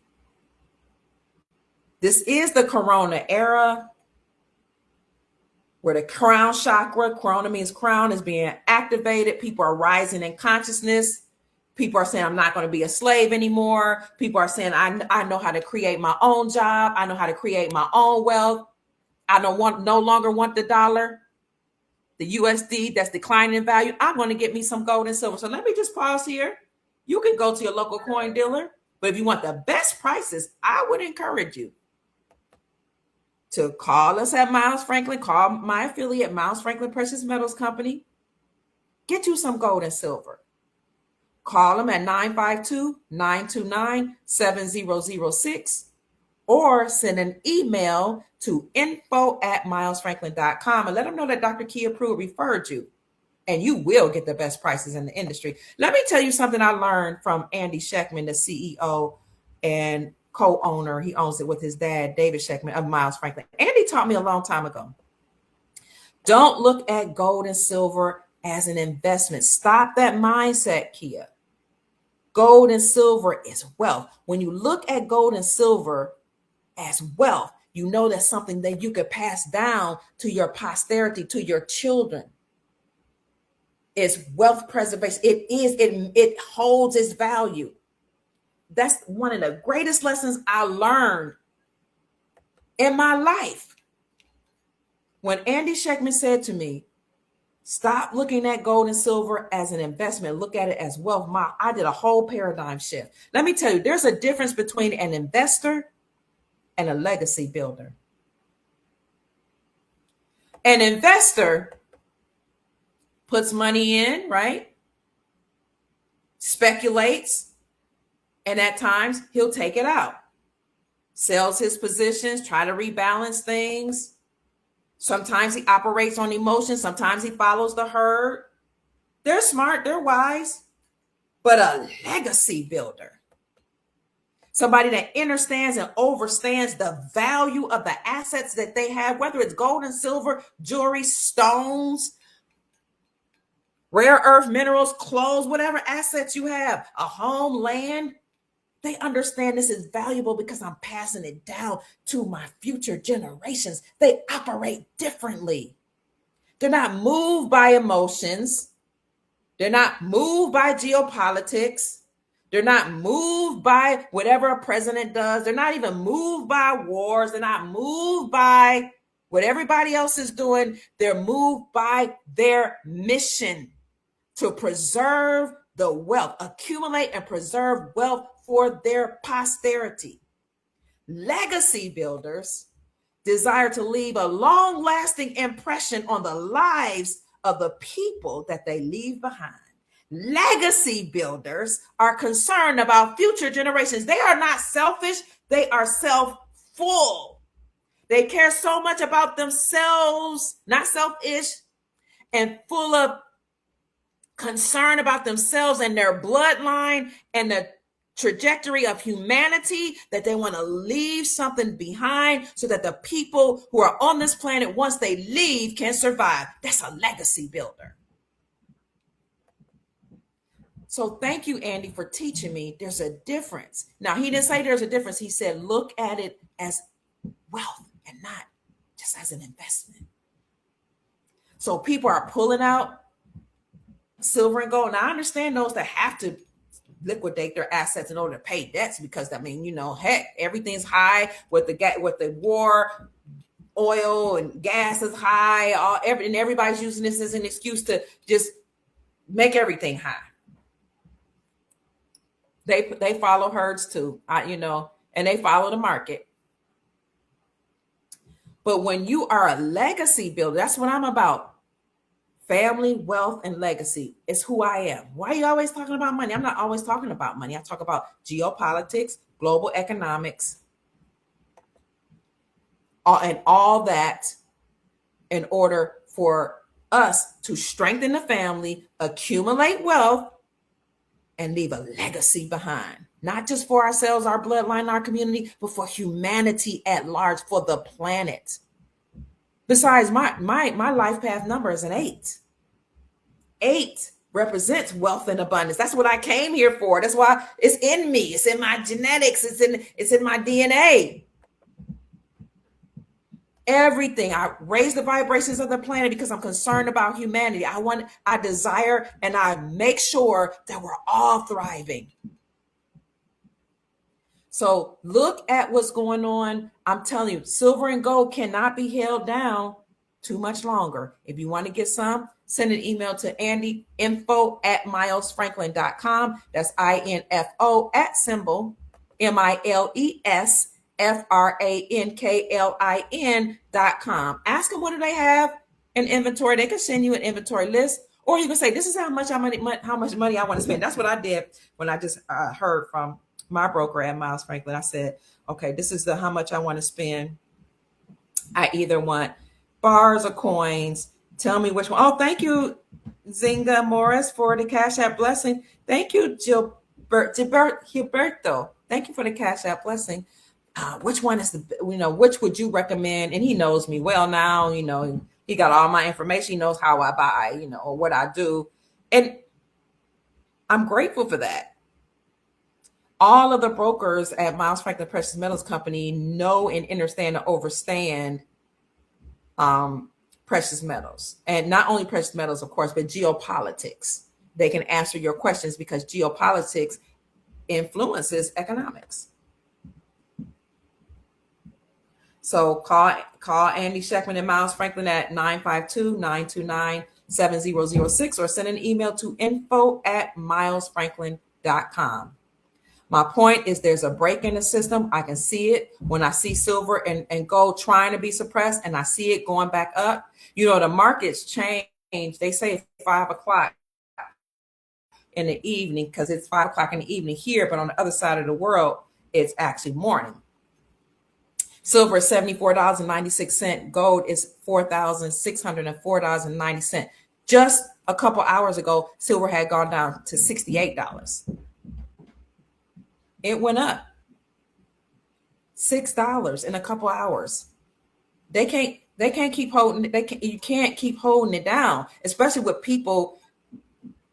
People know that during a war, like I said before, typically during a war and anything geopolitical unrest, people, investors, bankers, everyday people that know I better go ahead and say, I better preserve my dollar.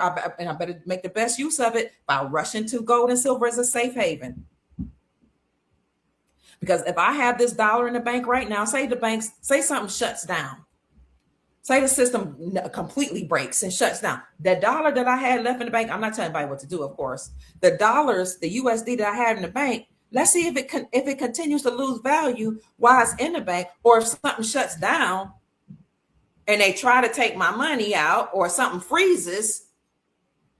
Of course, you do want to hold on to some cash because you never know when, you never know if a bank's going to close, you're going to have a blackout like Iraq just had and everything shut down. You might need some cash to go to a local merchant to buy some. So always hold some cash out of the bank. And the economists that know about silver and gold would say what you can afford to put in silver gold, put it in silver gold, because if that dollar loses value and if the system completely collapses or if there's a blackout or the people in power want to fight back, clap back and hold or freeze your money, at least you got some silver and gold and you got some cash on hand somewhere. Let me tell you, most merchants recognize gold and silver as money. As a matter of fact, if you go to goldback.com, they will teach you about gold backs, which is something I've been talking about for a long time. I used to call them gold Arum notes, 24 karat gold on a note that you can use right now to buy local goods and services. And in some states like Florida, you can use silver coins for local goods and services. You can barter with silver and gold anyway. That's a great teaching opportunity. Hey, you see some people like, oh, let me pay you. And can I pay you in silver? Wow, gold, yes, was $5,500 in January 2026. I remember. Hey, let me pay you in gold and silver. And they might, gold and silver.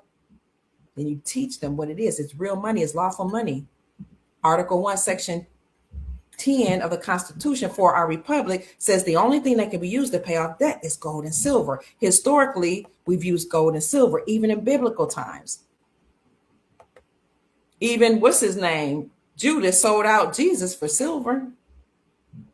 And ancient dynasties have always used copper. And if people don't want to receive silver and gold as payment, why not pay them a tip with silver or gold? That's right. Put your assets in a trust and protect it. Chief Mack in the house, he can tell you about trust.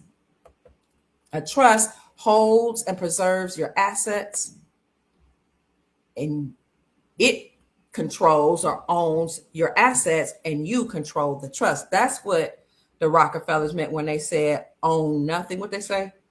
Own nothing, control everything. Your jewelry, your assets, your cars, your land, your farm, your house. Even if it's, you might be like, oh, I just own this house. It's just, that my family was in. You might think it's still your family house. It's land. The house on the land is considered an improvement. The land underneath is the value. You can pass it down to your posterity, put it in a trust.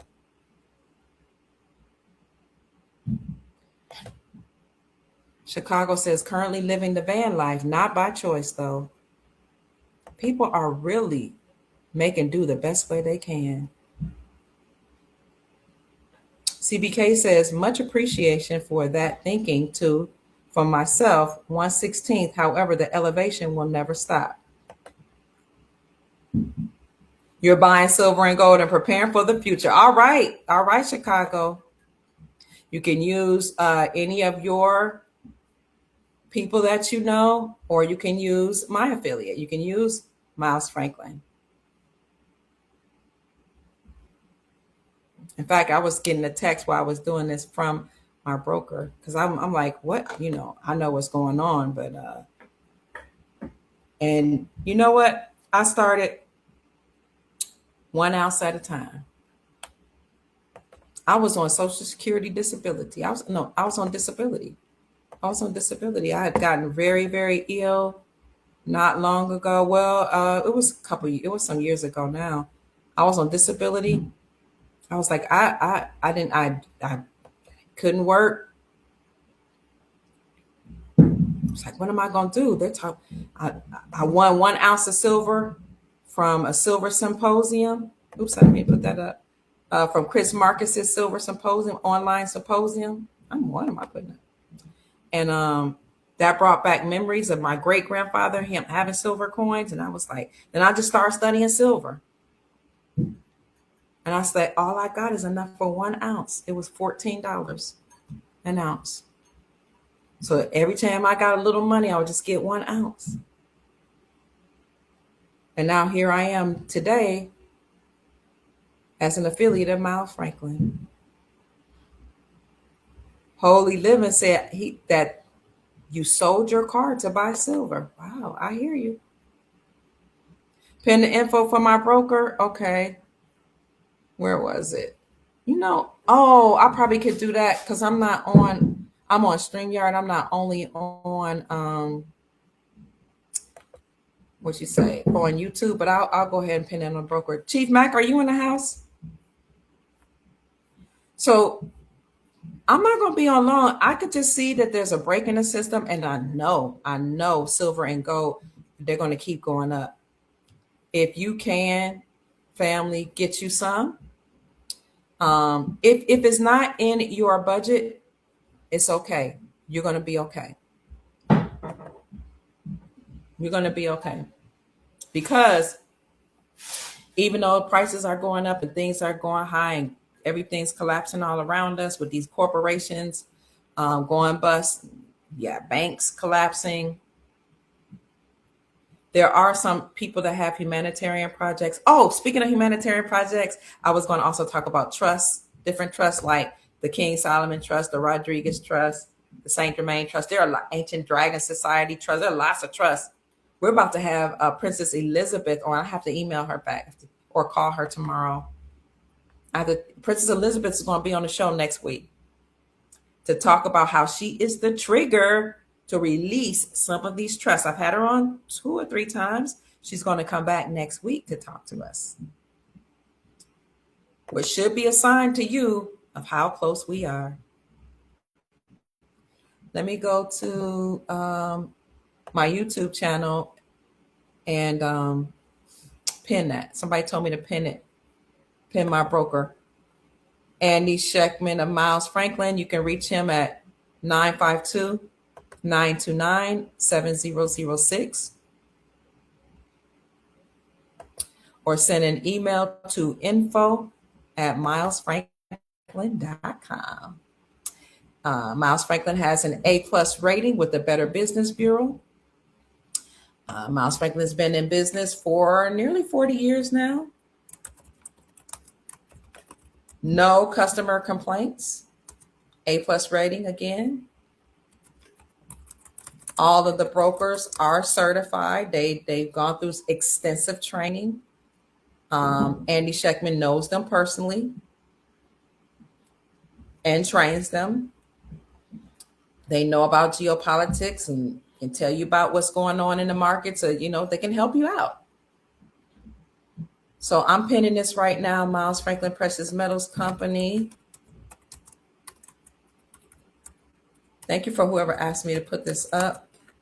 952-929-7006 or email info@milesfranklin.com. Franklin.com. Okay, I'm gonna pin it right now. What you say? So many are buying that he's backed up with shipping. I don't know who you're talking about though. But I'll tell you what, I would still, even if somebody's like, dude, okay, shipping might take a while, get it now because you get the price locked in the moment you contact them. If you call or send an email tonight, you want to do that so you can get the price locked in before it grows up. You never know. By the time we wake up in the morning, it can even be higher.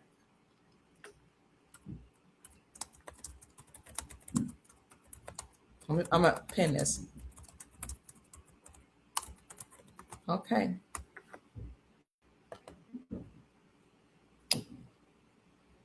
Let's see. Here we go. All right. Let me see what you all are saying. Let me see what y'all think too. Do you all think that all these layoffs from the government are that they will lead to an opportunity for you to utilize your skills or create businesses, or do you think it's a good thing or a bad thing? Can you see any good coming out of these businesses closing and the government collapsing? Let me know your thoughts.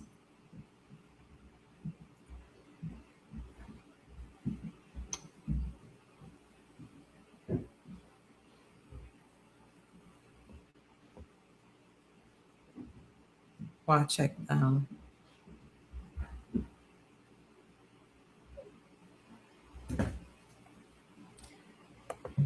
I see y'all talking to each other. Go ahead and speak that truth. Oh yeah, y'all must be talking about paperwork. Green Eye says we will need a trust to operate in the private. Green Eyes changed their status in 2017. Some people are saying you don't need to do paperwork.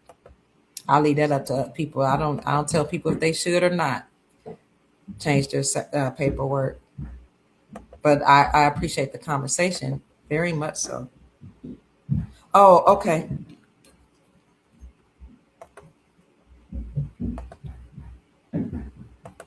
Hold on, family. I'm getting messages. Thank you all for the gifts. Thank you for being here. I will shout you out for those of you that send me donations in a second.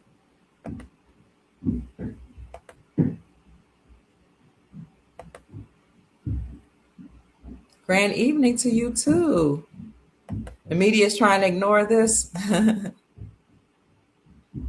1/4 Idaho Goldback is going for $2. Yes, thank you for saying that because a lot of people will be like, "Well, I can't afford gold at almost $5,000 an ounce." I hear you. Goldbacks that's 24 karat gold.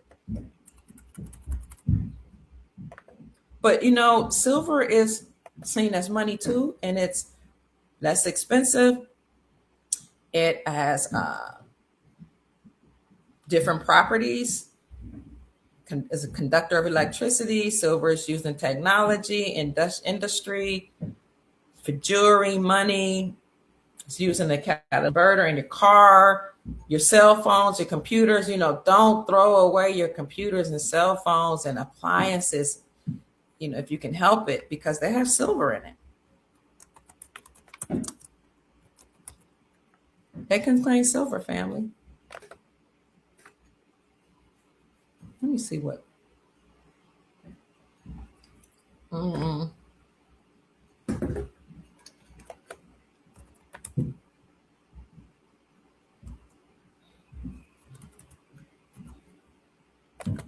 Anybody have questions or anything you want to talk about? They're going to probably keep talking about the war and other things, but President Trump has said the other day that his goals were accomplished.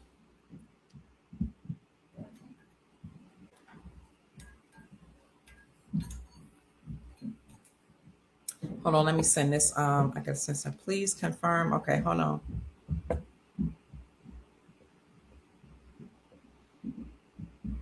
If I were you, family, I would call Andy Scheckman, or leave a message, send an email tonight, info@milesfranklin.com. Hold on. So I'm answering this message.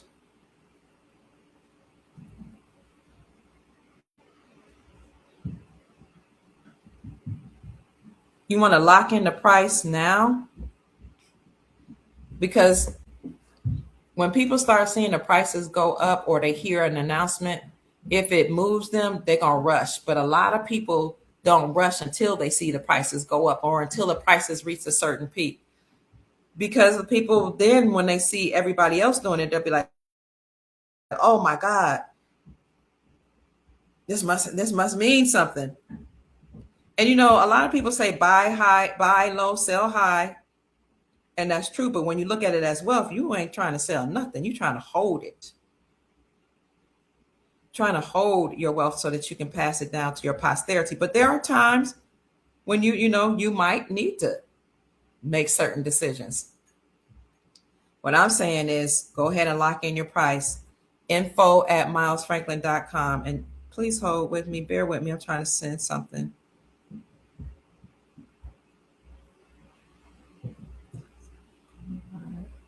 Hold on.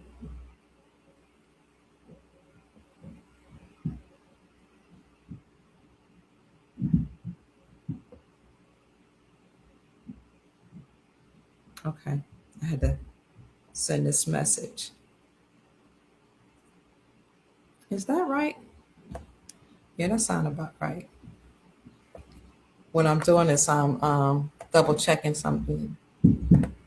I be getting all kind of messages. But when you get messages from certain people, you be like, okay, let me take this right now. Is that right?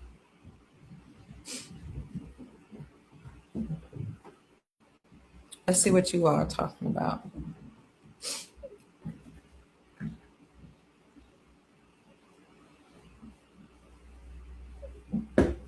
Grand evening. Yes, lock in your price with Andy Scheckman. Send an email to info@milesfranklin.com. You can call 952-929-7006. Mention that Dr. Kia Pruitt referred you so that you will get the best prices in the industry.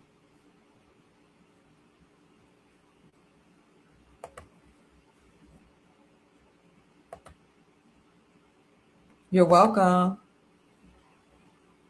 Sister Janine's in the house. Hey, Sister Janine, it's good to see you always. That's our moderator.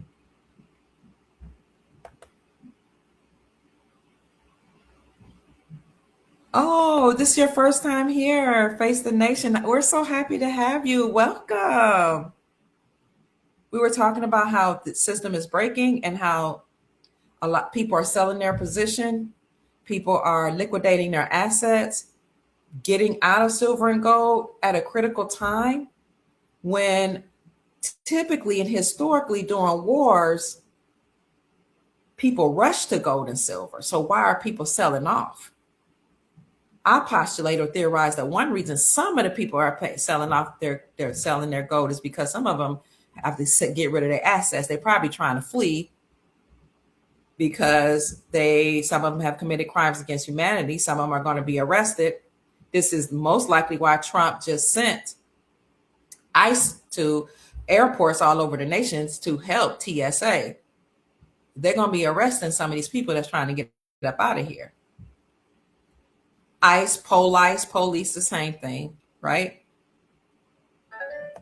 It's all happening, and we've seen banks collapsing. We've seen companies closing. You see commercial properties closed. Do you know about 40% of businesses in Louisville, Kentucky, where I raised my children, are closed? 40%, almost 50%. I knew that because I talked to an entrepreneur when I was last there, and he said, if things haven't opened since COVID, he said most of downtown is still closed. And I was there like a year ago. But I just heard a report just today, 40% of businesses are closed. And they were just naming state after state, 40%, 50%. some 30%. Now, since COVID, how we what, 6 years in since COVID, since 2020? How many more? 40% is a lot. That's a lot of businesses. Put that alongside the government that's being downsized, the workers that some of them are being encouraged to take early retirement.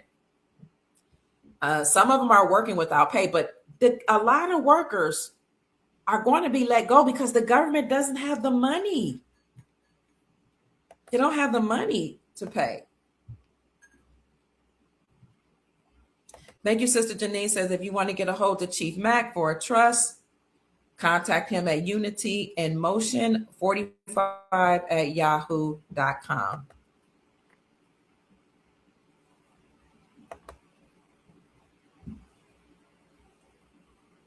And if you want silver and gold, contact Miles Franklin Precious Metals Company at info@milesfranklin.com. If you're sending an email,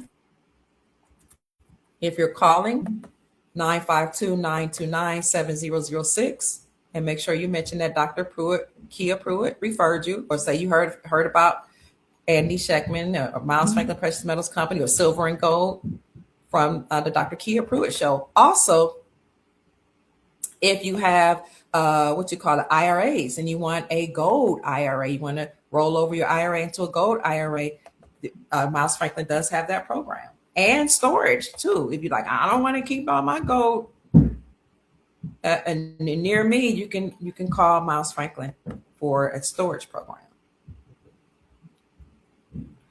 See, Keisha is right there in Louisville. She said it looks like it's true. It looks like a ghost town in our hometown of Louisville, Kentucky.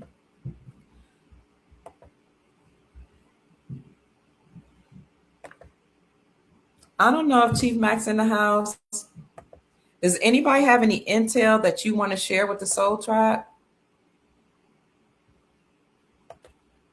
You heard, let's see, who was that? What you hear? I heard houses were sitting empty in California back in 2021. Wow. Yes, a lot of houses empty since COVID. And now in the immigration policies, the way they are, you have a lot of people that are being deported and a lot of people fleeing. When Donald Trump first came back, it was January 2025. I knew a businessman who had had properties and business. He said he owned car companies and he had properties. He said, Kia, I cannot keep up because as soon as Donald Trump came back, people just started fleeing. They just dropped off their cars. A lot of people drove down to Miami and just left the cars there. He owns a car dealership. He had to go all the way from Jacksonville, Florida. That's 5 hours to Miami, send some of his people to pick up the cars. People were fleeing as soon as Trump came back. Leaving their apartments, leaving their homes. They knew, like, they're like, he's not playing. Do you know that a lot of people that are here on humanitarian visas, their visas ran out? He was supposed to be here for 2 years. But see what people in back in the day would do, even if their visa ran out or their green card ran out. I didn't even know green cards could be what they say. I didn't even know your green card can expire. I didn't know that. But their green card expired, their visa ran out. They would either just stay or they would apply for asylum, seek asylum. I put the link in the chat in case Chief Mack wants to come on. Anybody that has intel you want to come on, let me know.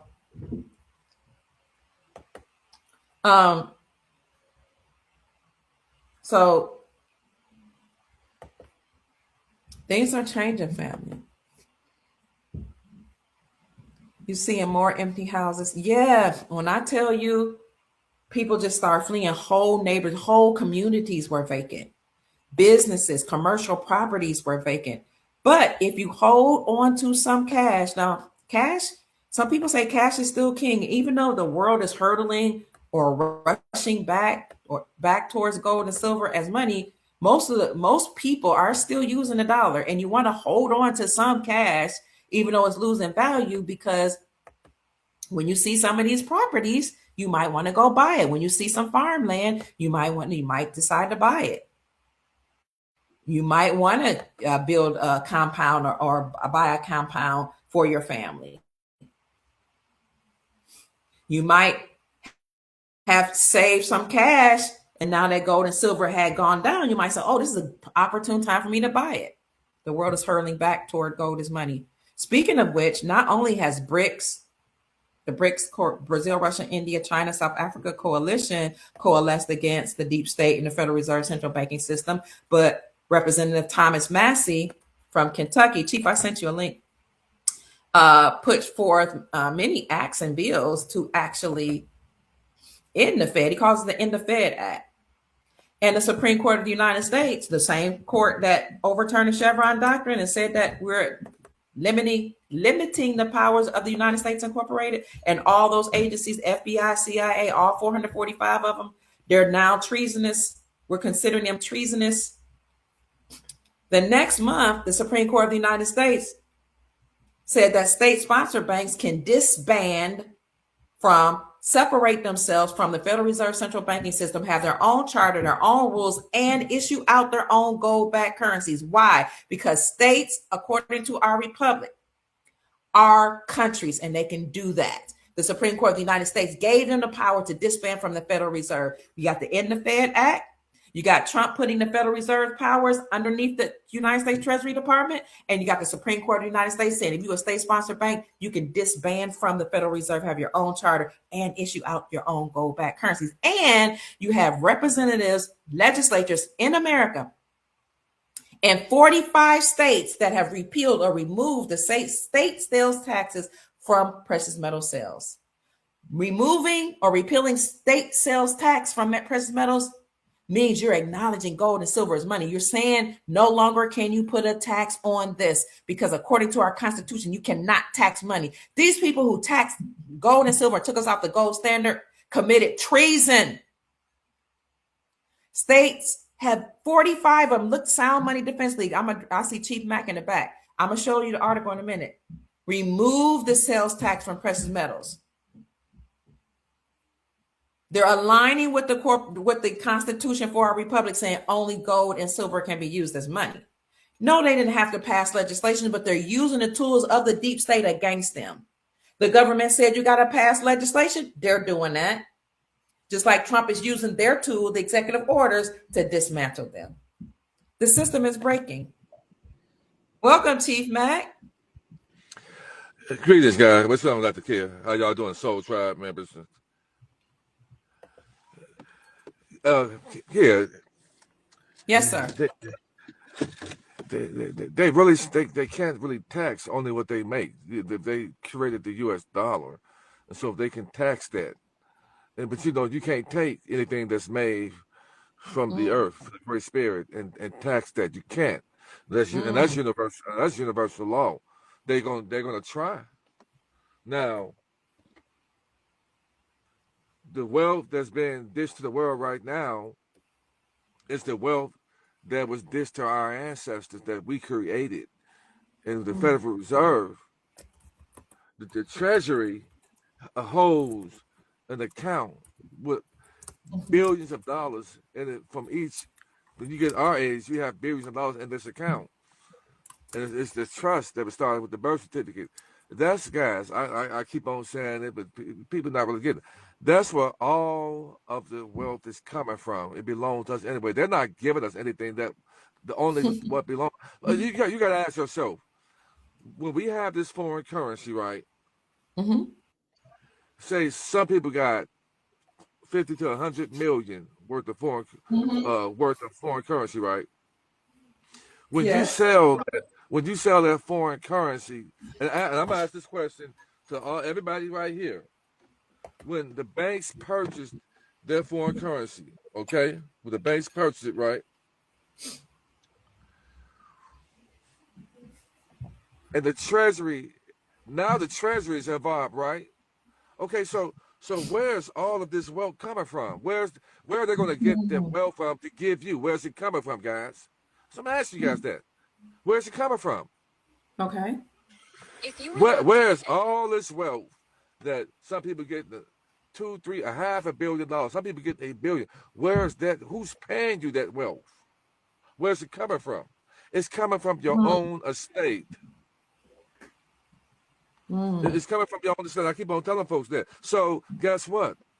They cannot tax what belongs to you already. They had tried that. So the quantum, everything that they're doing is always been set up. It's nothing new. Guys, it's nothing new. We're just fortunate enough to be the ones to be alive For and real.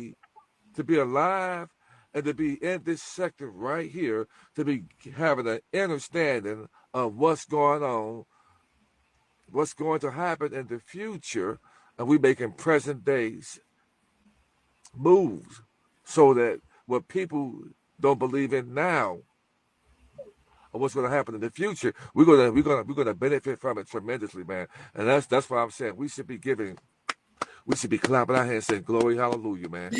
Y'all, Yes.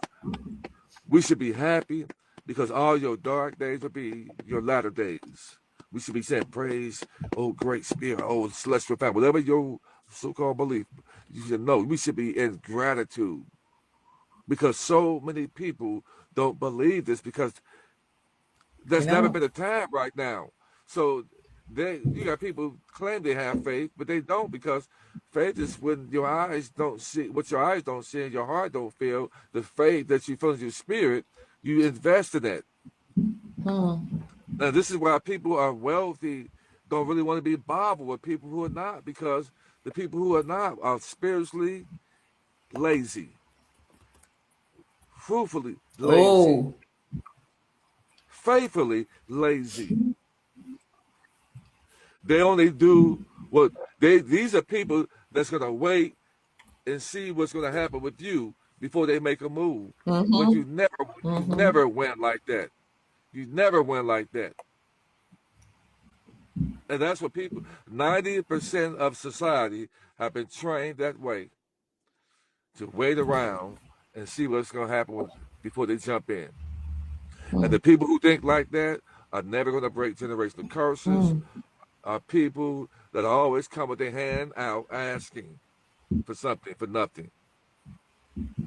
And the people like us who are wealthy, you know, some of us have a chip on our shoulders. Some of us are frustrated and angry because we've been talked about, ridiculed, persecuted, defamed, mocked, teased about, nobody. And so many people I talked to. I talked to a lot of people, so I have good intel because if you talk to a lot of people, that makes you resourceful with that's true. information.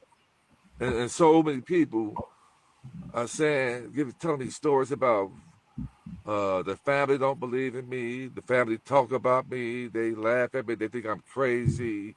My wife left me, or my husband left me, or my kids talk about me.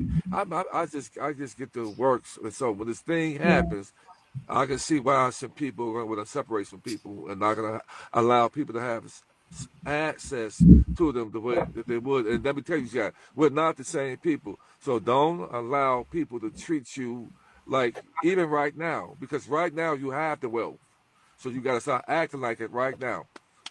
Don't wait till you get it and think, Right. right now you're wealthy. Your mind is wealthy because you made a spiritual investment in your mind to the point that's what got us here today. You didn't just get here by mistake.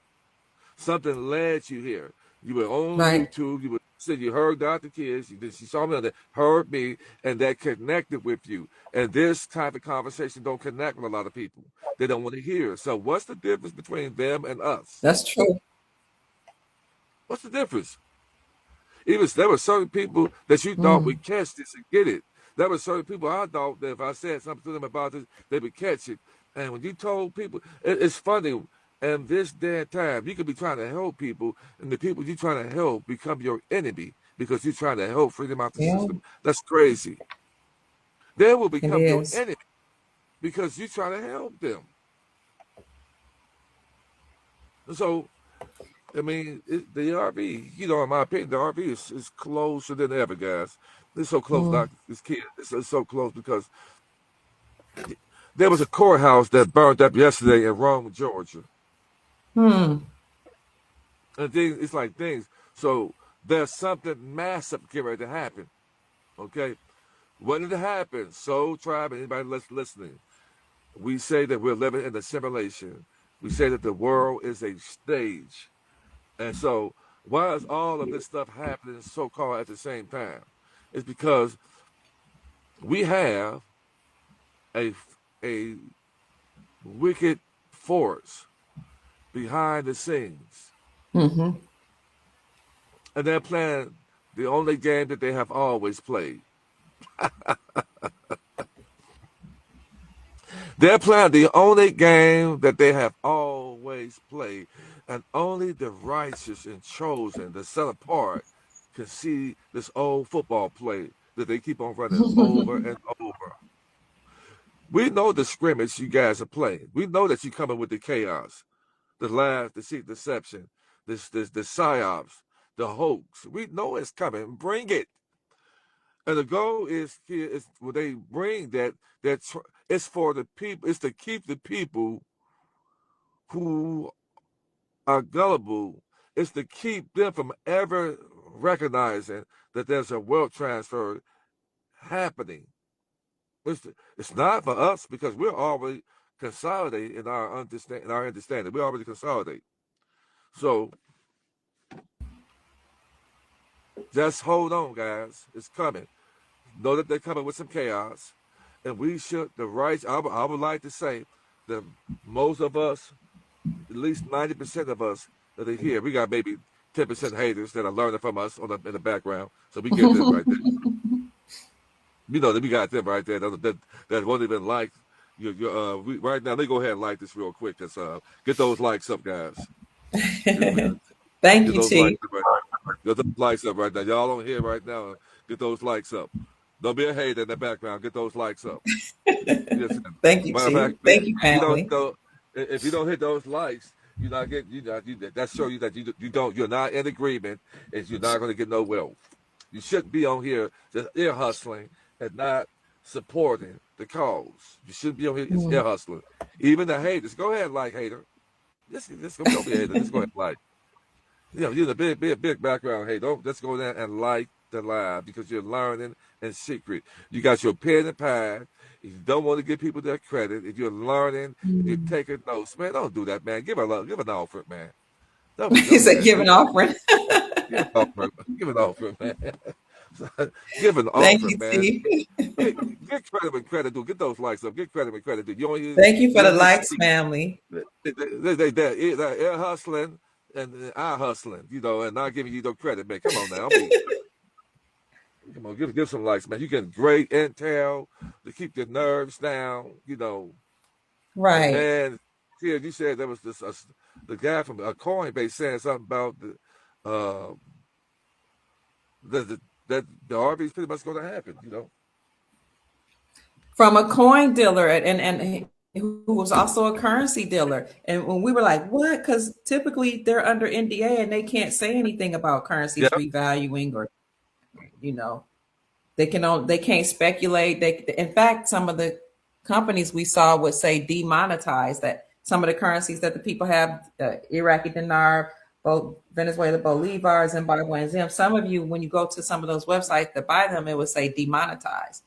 And then we would ask the brokers. I've asked one of the brokers from one of those currency shops to come on the show, and he said I can't because we're under non-disclosure agreement. But then the other day we saw a currency dealer do an advertisement that said, that currencies were about to revalue. We were like, what? What's I'm, I'm, happening? I'm also, yeah, I know. I'm also looking at like April. It's gonna be like an April Fool's joke or something like that. I'm looking at April, which is like late March, early April. Is like the New Year's, the beginning of a New Year's. New Everything, year. uh, Hmm. yeah. But the flowers blooming, certain animals coming out of hibernation. The trees are praising the sun as the sun is walking on water. That's the only sun I know that really enlightens me that make my skin, look like peach cobbler. That's the only son I know that walks on water. Every morning he comes out and glides and moonwalk on water. The sun for the children of the sun. That's that saving salvation that's going to heat up and remove certain people who don't need to be here. You know, that's the sun I'm talking about. Yeah. So April is the beginning of something major. I'm looking at April too as well. Yes, in fact, somebody had told me the true significance. If you all know the true significance, Chief Magnus gave us his resurrection time of new season, new life, new year, and then they changed it to be April Fools and do pranks and tricks in order to turn people's mind and shift their minds away from the true significance of April 1st. I can't remember what happened on that day, why it was so significant to these people in power. Oh, it Yeah, says April 1 is the traditional new year in many cultures. Wow. Okay. yeah, that's the new year. That's what 'Cause you're saying. There's nothing dead about the winter. There's nothing new about winter. There's nothing new about it. Everything is dead in the winter. It's dead. And winter is a made up season. Okay. The earth the earth is supposed to be was a tropical earth in the beginning stages. Then they Mm. created these ice. Then they created these ice wall and trying to hide out things. This is just it's a whole. It's just another topic for a different show. But it doesn't supposed to be a winter. It's not supposed to be that way. Right. And, we, and we're gonna eventually. So I'm telling you guys, not only is there going to be a change of arm, it's a change. It's a universal change of arms happening. The world is recycling. The earth is changing. It's going back. This world transfer is just a glimpse of us saying that the world is going back in the direction it needs to go. And in order for the world to head back in that direction, certain people have to be put in place. Mm-hmm. And who are those people? It is us who have this foreign currency and our expectation is to do righteous things with it. That's why we give it our overflow. Certain ones of us that's going to have, man, you got people that's going to be billionaires. Did you hear me? We got people. Listen, I got a lot of people I talk to. I won't say no names, but these people trust me. They trust you. They trust me because they know we're righteous people, and they just want to get something off their chest. They tell us because they can trust Mm-hmm. us. And I'm saying Mm-hmm. they're going to be a lot of billionaires. And if you have a humanitarian project and it's written out correctly, and just for those of you, I do write ups on the humanitarian projects as well. All they want to know if you have that thing laid out in the professional structure of what you're going to do, or what are they going to do here? They're going to just pull more money out of your estate and give it to you. Mm. They want to know that you are a good stewardess. That's right. Money. These are these entities, these forces have to follow universal protocol. They have to. It's because there's nowhere in the world that we're going to get this wealth if they know there was a force behind them. It's nowhere in the world. The Mm-hmm. time has changed right now. So if you have a humanitarian project written out and saying that you are going to do X, Y, and Z and help this and help that out, that means that why would you need the rapture to happen if we are the rapture? We are the Savior and salvations.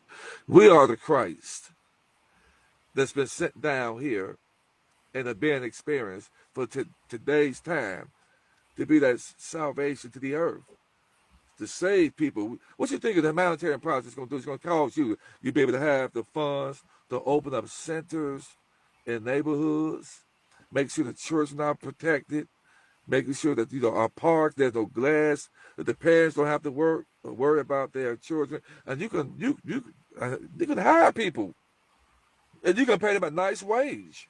Mm-hmm. It's coming from the humanitarian project. Okay, then that's what. So what is that doing? That's bringing heaven on earth to many people. It's bringing heaven on earth. And that's why I've been saying, glory, hallelujah. Think that's heaven on earth right now. We'll never have to work a job. They done taught us how to love being in hell, mentally, spiritually, and physically in hell. And don't even know that you're in hell. And got you loving to be in hell. And got you fighting somebody that's trying to pull you out of hell into heaven. Wow, ain't that Mm. something? Huh? You know, you were saying that our we have to have good intentions, something, and you know, you want to make sure you have good intentions, that you're going to use the money righteously. And some people think that that's too much control. What do you say to that? You say so we have to do you talk about it's too much control in terms of having to do righteous things with money. That's too that's Yes, it's too much control to say, just for the just why does my heart have to be right? Or you know, you're telling me that they can read my intentions, or it might be an energy center, or they might have yep, energy, yep, read your yep, energy. People think that's too yep. much control. Nope. It need to be that way because then if you because a person a person with a wicked heart coming into that amount of wealth is dangerous. Mm, And so that's a fool because mm, you shouldn't be having those type of ill feelings and intentions in your heart when you have that kind of wealth. mm. You shouldn't. So trust me, they're doing it right now. That's what they did with these AI phones. You could be Hmm. typing and it can start. Listen for those of you who haven't, you have trained AI to think like you to possibly one day replace you. That's why I don't even have one. When Mm. people write these books and you telling them what you telling this little so-called computer, which is really an entity Yeah. behind before you telling them how you think and what you do. You giving them all your intel. So write this book for me. So I think like this and think like that. It's write everything, thinking like you.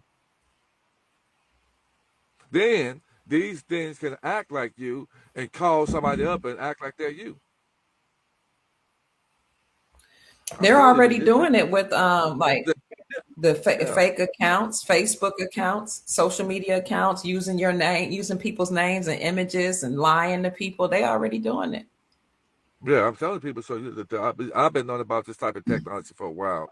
So this is why I'm saying you got to. And Mm. when they made that movie Minority Report, where they were arresting people for Hmm. crimes that people didn't do, that they didn't do, but they were saying that in the future you were gonna do this crime. They were arresting people.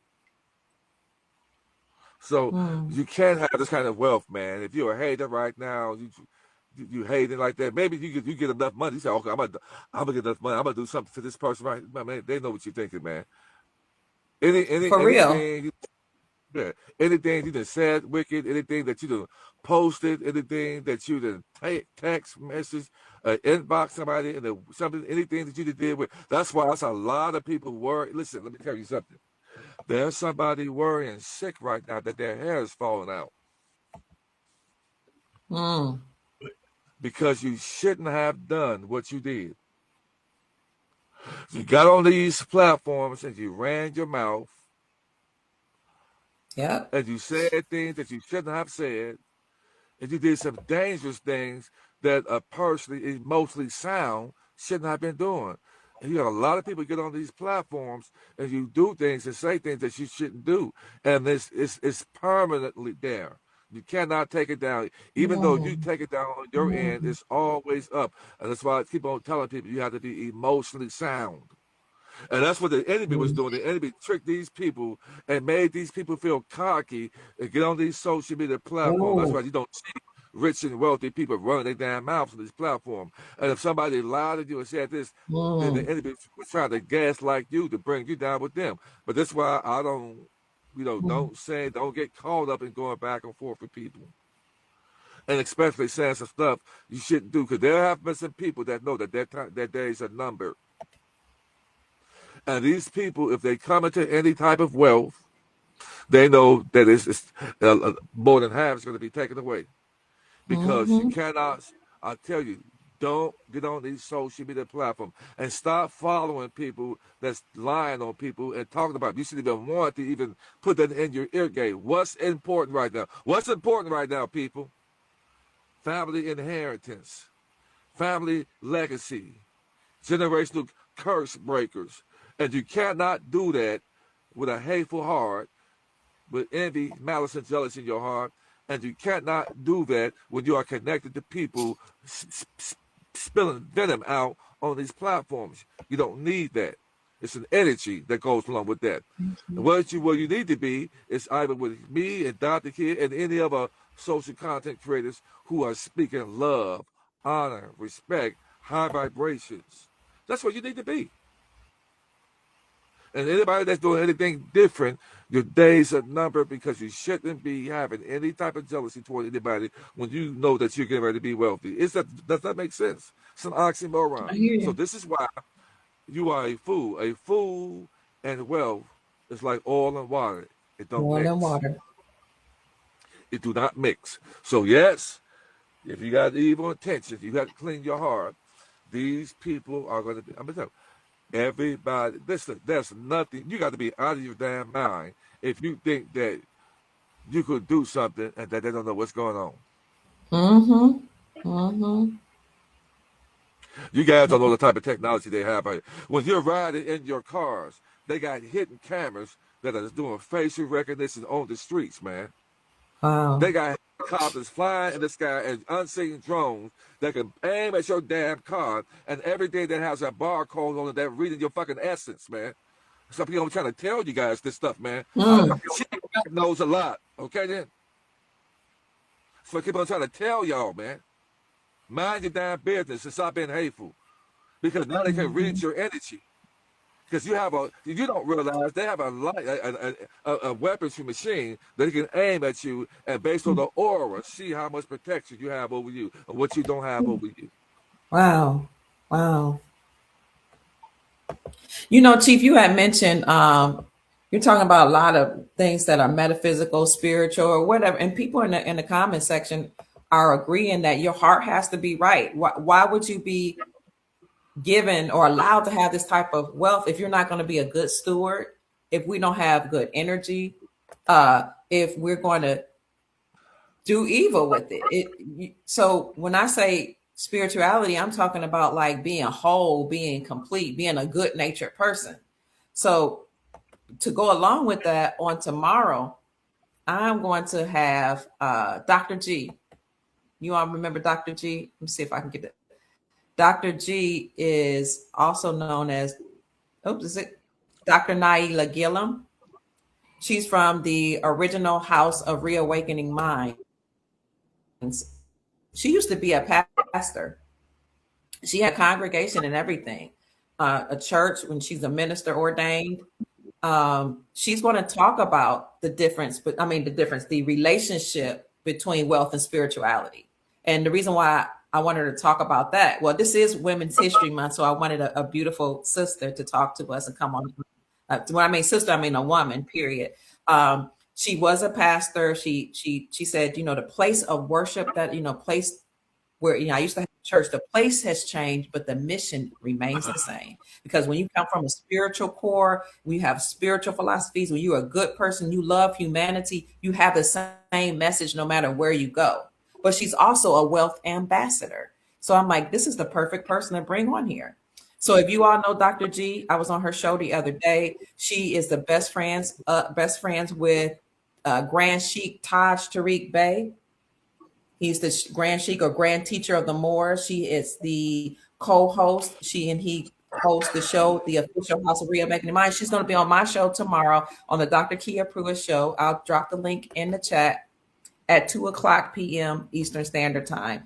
That would be March the 25th, 2:00 p.m. Eastern Standard Time on the Dr. Kia Pruitt show to talk about the relationship between being spiritual and having wealth, and why it's important to be spiritual. Since all of us are wealthy, we all have a trust. Chief Mack has taught us this. We're all wealthy, but we're going to have to operate from a paradigm and a philosophy of wholeness and goodness. Chief, Yeah. Can you speak on? Can you speak on when you say we're going to have access to our trust? The wealth is going to come from the trust. Where is this trust? What do you mean when you say that? Well, for those that this may be new to, when we were born, uh, they took the name that your mom gave you, and they turned it into a corporation, and then they so your birth certificate and you have two different dates. When the birth certificate was created, they created a straw man, which they created a corporation, which made you a corpse, and they Mhm. unalived you while you were coming out that womb. They docked you on land. It created that birth certificate. That birth certificate is a bond. Okay, it's a bond. And what did they do? They took $1.5 million out of both parents' estate and put it Mm. in that trust. And you start off as a child with $3 million. And they took that $3 million Woo. and they leveraged out your life expectancy. And the work that you do is worth way more to them than what they're paying you. And they're only Mm. paying you peanuts out of your estate because your job application was a security with all of your information, your social. That job, the higher up the job, they took that application, took it to the treasury because you're unalive on paper. And they released maybe like $15 million out of that estate, and they have that in an escrow account, and your job is paying you out of an escrow account of your money that they have. And they have insurance on you, and they're telling you they're giving you 401k, and they tell me they're going to match $1, and that dollar that matches is coming from your estate that they're going to tax if you try to get out early. This shit is deep. That's So, deep. so that's that trust. So anything that you get that goes into account, any check that you get, any paycheck, any insurance check, if any credit cards you get, a car payment, all of that is coming out of your estate. And so, because you're dead on paper, and they have become the fiduciary over your estate because they turned you to a minor, that means that you don't deserve to have it because you're supposed to remove yourself out of being a minor to the age of Mm. majority and let them know on papers, which I have the paperwork to do that. Mm. To Mm. let them know, hey, I'm alive. And stop sticking your hands in my estate because I am the beneficiary. I am the heir over that estate that you tried to unalive me. And now I'm letting you know that I'm not dead. This is the real me, the real Mm. person, and shut down my estate from anybody sticking their greasy hands into that estate because everybody, they want you sick so you can go to the hospital and get enough social and they manage your health and you pay them out your estate without even knowing it. They want to write your ticket. They want to stick their hands into your. Wow. Wow. They want to put you in jail and turn you to a trustee when you paying room and board and three lousy ass meals a day out of your estate. Okay, then this is what.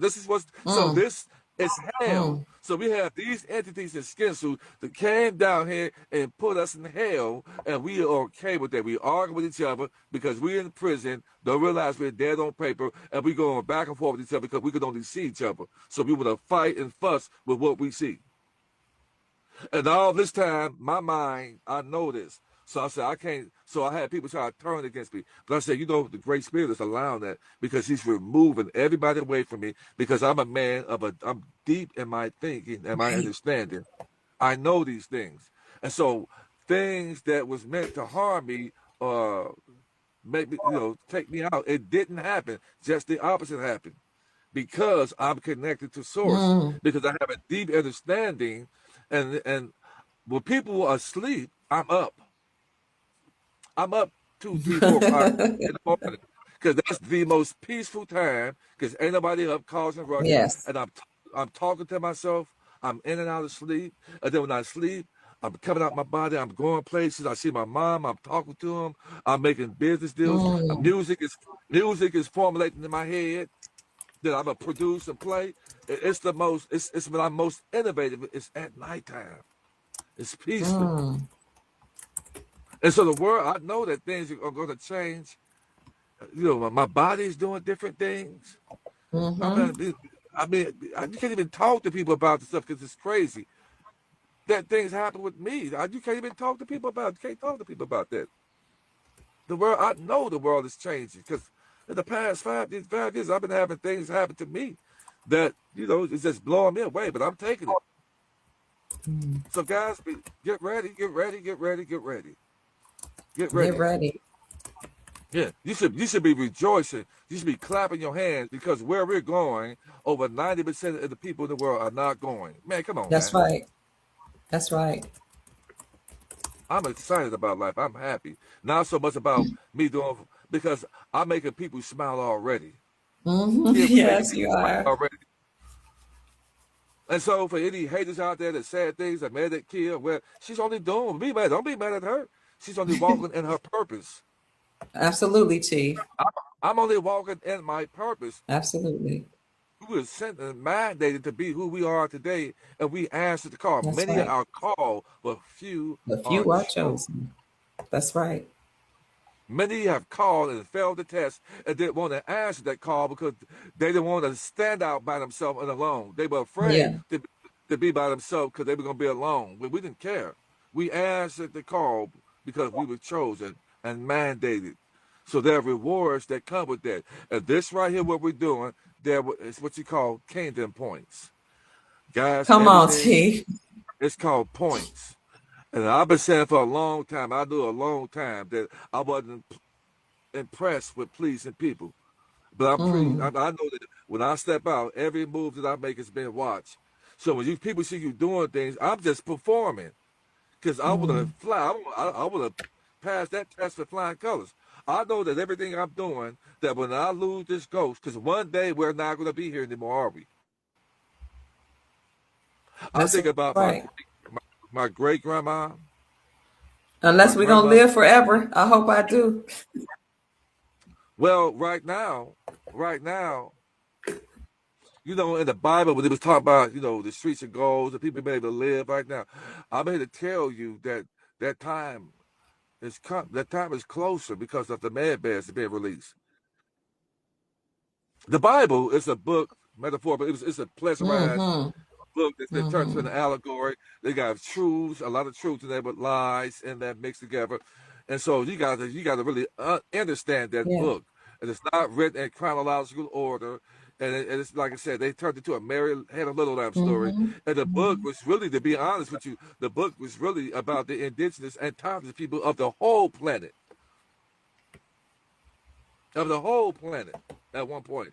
Just to be Mm-hmm. truthful about it, you know what I'm saying? But Mm-hmm. that's a whole other story. But if you understand that book right there, it said that we can have streets of gold now if we want to. That's right. We can we can, Absolutely. we can get in that man bands, and I think you can do it 3 times. That's about 300 years. Mm. And this is what they have been doing behind the scenes.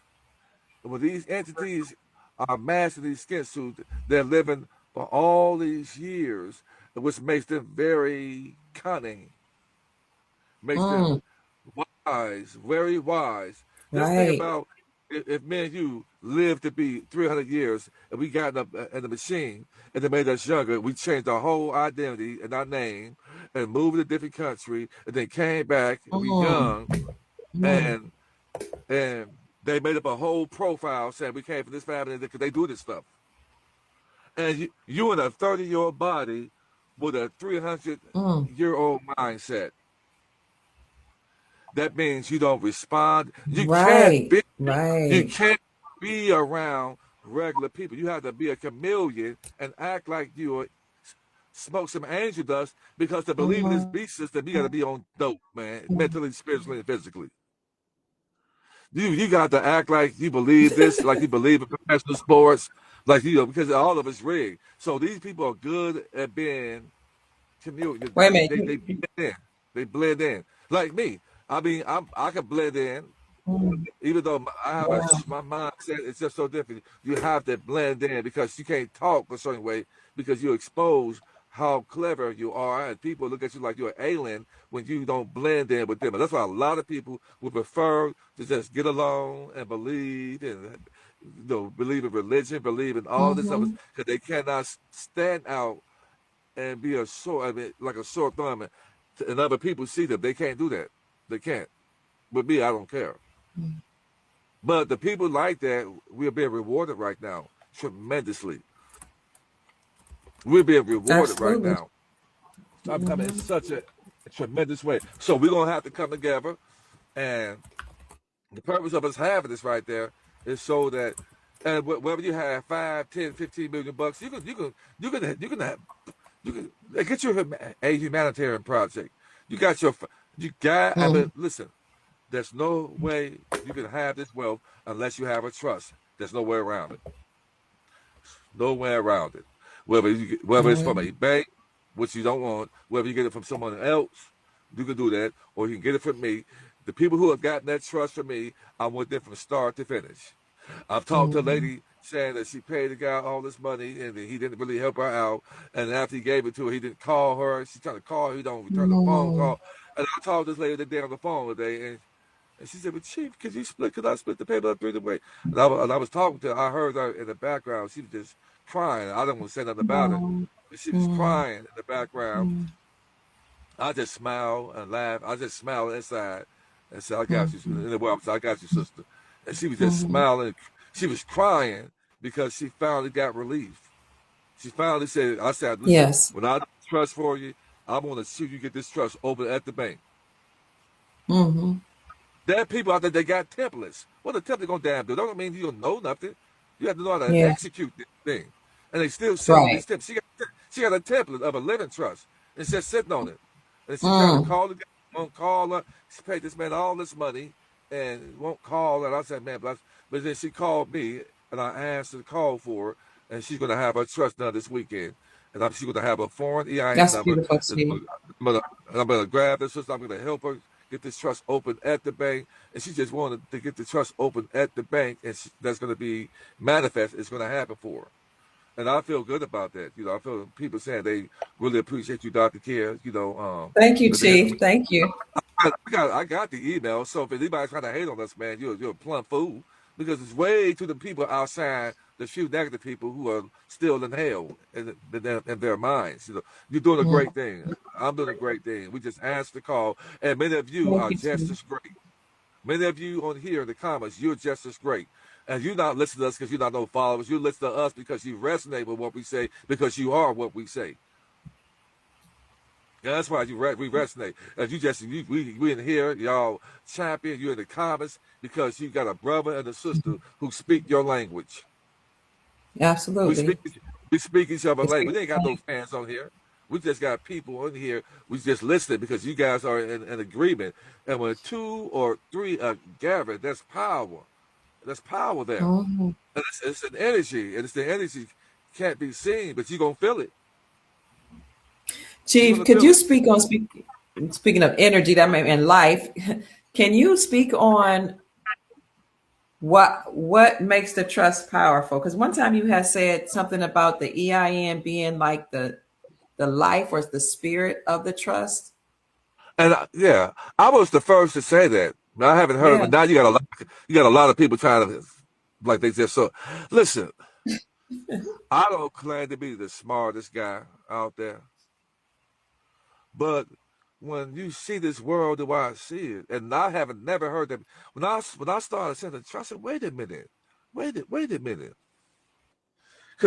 because they said that I've been studying trust laws, so they were saying that when the person so called dies, right, that Mm-hmm. trust is you still alive on paper. Hmm. That trust is still going to carry out your wishes and do what you say do, even though if you transition and die, that trust is you living. Mm. I said, wait a minute. So the trust is the body. When you draw that trust up, it's you speaking in the Mm. present and taking you and putting it on paper. So that's the body, but it's not alive. Mm. It's a body. So what's going to bring that body? What's going to give that body? What's going to breathe a life and put a soul in that body? The foreign EIN number is a spirit, Mm. and that spirit needs a body to breathe into. So when you take that trust document that's expressed in there what you want, and it needs life. And you take this foreign EIN number, which is the breath of life, the spirit, and you put those two together. You start. Guess what you did, guys? And this is why they didn't tell you that. I'm the first. You started a brand new identity. Mm. Mm. Now you just took the name that you were born with. People say, well, oh, you don't supposed to put a trust in your name. Let me break that shit down to you, man. It's not the name. It's the number. Okay. It's the beast number. The social security number is the beast. You disassociating with that by getting a foreign EIN number to go along with that new name. Now you have been resurrected and born again. It ain't got nothing to do with no damn Sunday service. This is how deep this stuff is. And so they can really only deal with the dead that they created because they are the dead. So the trust takes you out of being a corporation of dead to the uppercase and lowercase man and woman. And when you have done that, now you're on your way to some other things that which certain people who I'm going to choose to pick to show you how to utilize that. Okay. That's how powerful trust is. And no attorney would tell you this because they don't even understand it like that. No attorney knows this. They won't even tell you that right there. But this is why a trust costs so much if it was done by a professional attorney because of the power that it has, what I just said. And that's it in a nutshell, guys. You bring yourself to life, man. And I know a man, Chief, that put his assets in the trust, and I don't know if you can put yourself in the trust, but this man, he put himself or his birth certificate, he put something in a trust. He went to prison for something, and I don't know what kind of prison it was, but they said that people were saying that the correction officers wouldn't touch him. The judges kept trying to put stuff on him while he was there in prison, and he would just put liens on all of them, judges, attorneys, correction officers, and they were like, this man is too powerful, we can't do nothing with him. Like, I think they I don't know why they put him in jail, but it was like a federal prison or something like that. So I wasn't even like, like blue collar crime. I don't know what happened, but they said this guy was so powerful. Then he was teaching other people about the trust and how to use it. They said when that dude got finished putting liens on people who kept trying to keep him in prison and put him in prison, take his assets, they all took their hands off of him and said, yeah, we can't touch him. Let him go. Stop bothering him. That's a conversation. I know all that, but I want to be going into even depth about that because you go around start putting liens on judges like that, they start having people follow you. So that's a whole. See, I'm there with this. You got to know what you're talking about, know what you're doing, and this is not for the faint of heart right here because You're right. There's a mass exodus that's getting ready to happen when a certain amount of people start learning these things, and little bit by little bit we start breaking down that. See, that is an LLC, the corporation of crooks and thieves and mafia people. And so, unfortunately, guys, the policemen, the judge, the court system don't have anything to do with federal and anything to do with really caring about whether a law is broke. It's for commerce. They're sticking their hands into your state. Whether they write you a ticket or they throw you in jail, it's all about being able to get access to in the state that over 95% of the people in the world don't even know that it's there. They're after. They want you sick because they're after your estate. They want the rights. They out here giving you tickets because they're after your estate. They want to kidnap you and put you in jail. You should be in jail until you offer somebody, but they put you behind these jails, and when you behind walls, they call you a trustee because they're taking from your trust. It's all common. Wow. It's all common. So this is how wicked this world is. And you got a lot of men and women in blue who don't even realize that they're working for crooks and thieves and mobsters. They're the ones. So, Chief, when they say that police have a quota to make, it just dawned on me. So they have a quota because they're probably they probably don't even know it, that they're trying to make enough money for the corporation that the corporation is stealing from your estate. The holidays are all about taking from your estates. And see, on the Mm, holidays, they sit there and put all these people going in that damn road for Thanksgiving Day and Christmas Day. And the more people on the roads, you see the police force, they pick up on the holidays. They mm, plucking people off like chickens. And mm, they happy, they excited. Because they get a bonus for how many tickets that they write. They get a mm. bonus. They have to have an incentive. Right, right.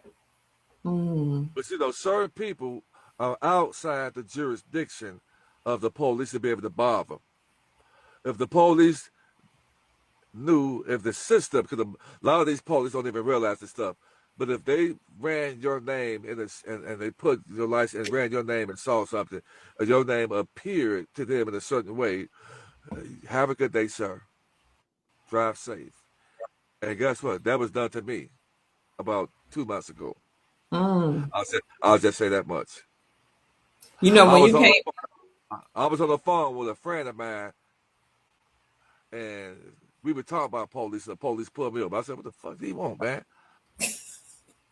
He come over and he act like I killed 10 people.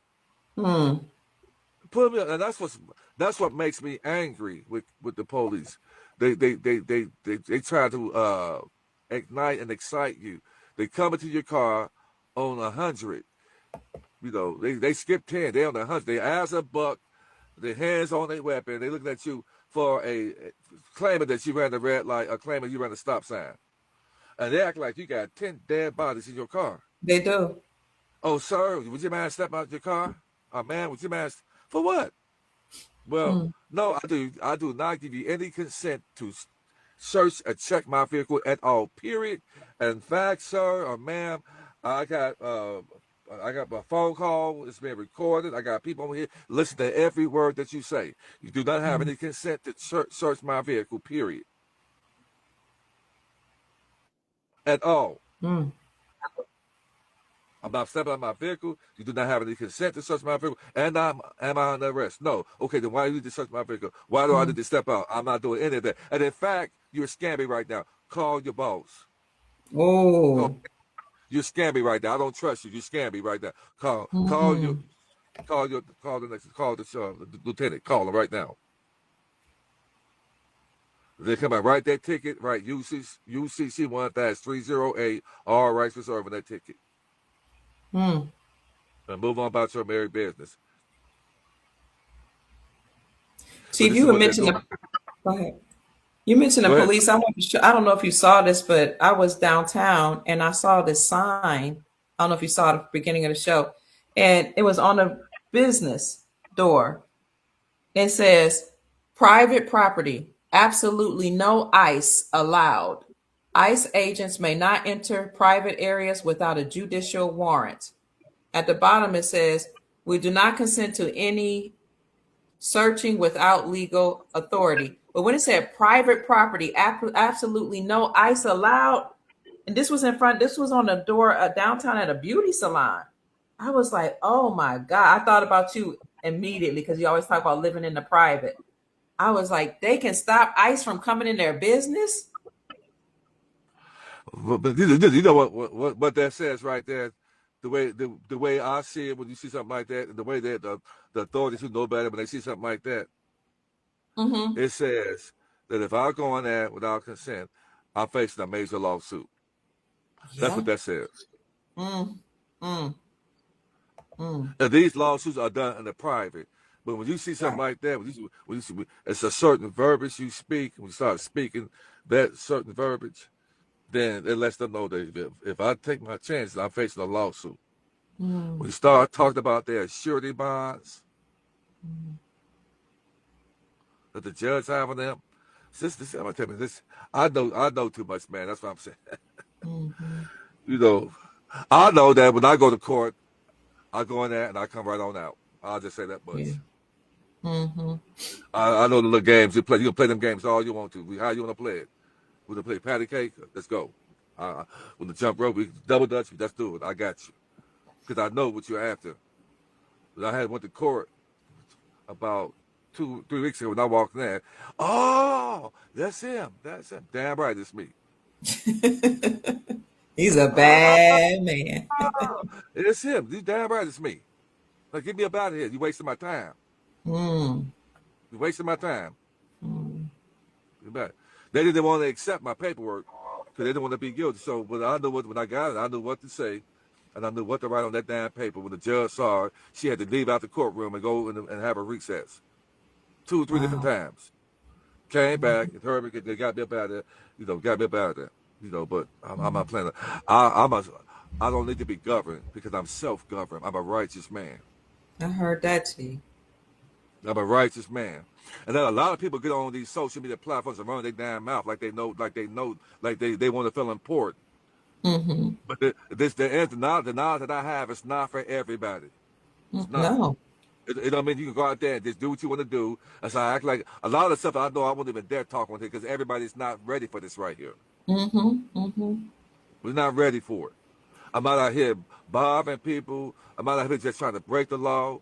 Not every cop is a bad cop. You got some good cops and out there, good. They don't understand what they're really in right now. So Mm-hmm. a lot of them just want to get home safe to their families. Right. That's all they want to Right. do. So you got a lot of good cops out there. You got a few bad ones out there, but the few bad, they're really bad. They got some bad cops out there too as well.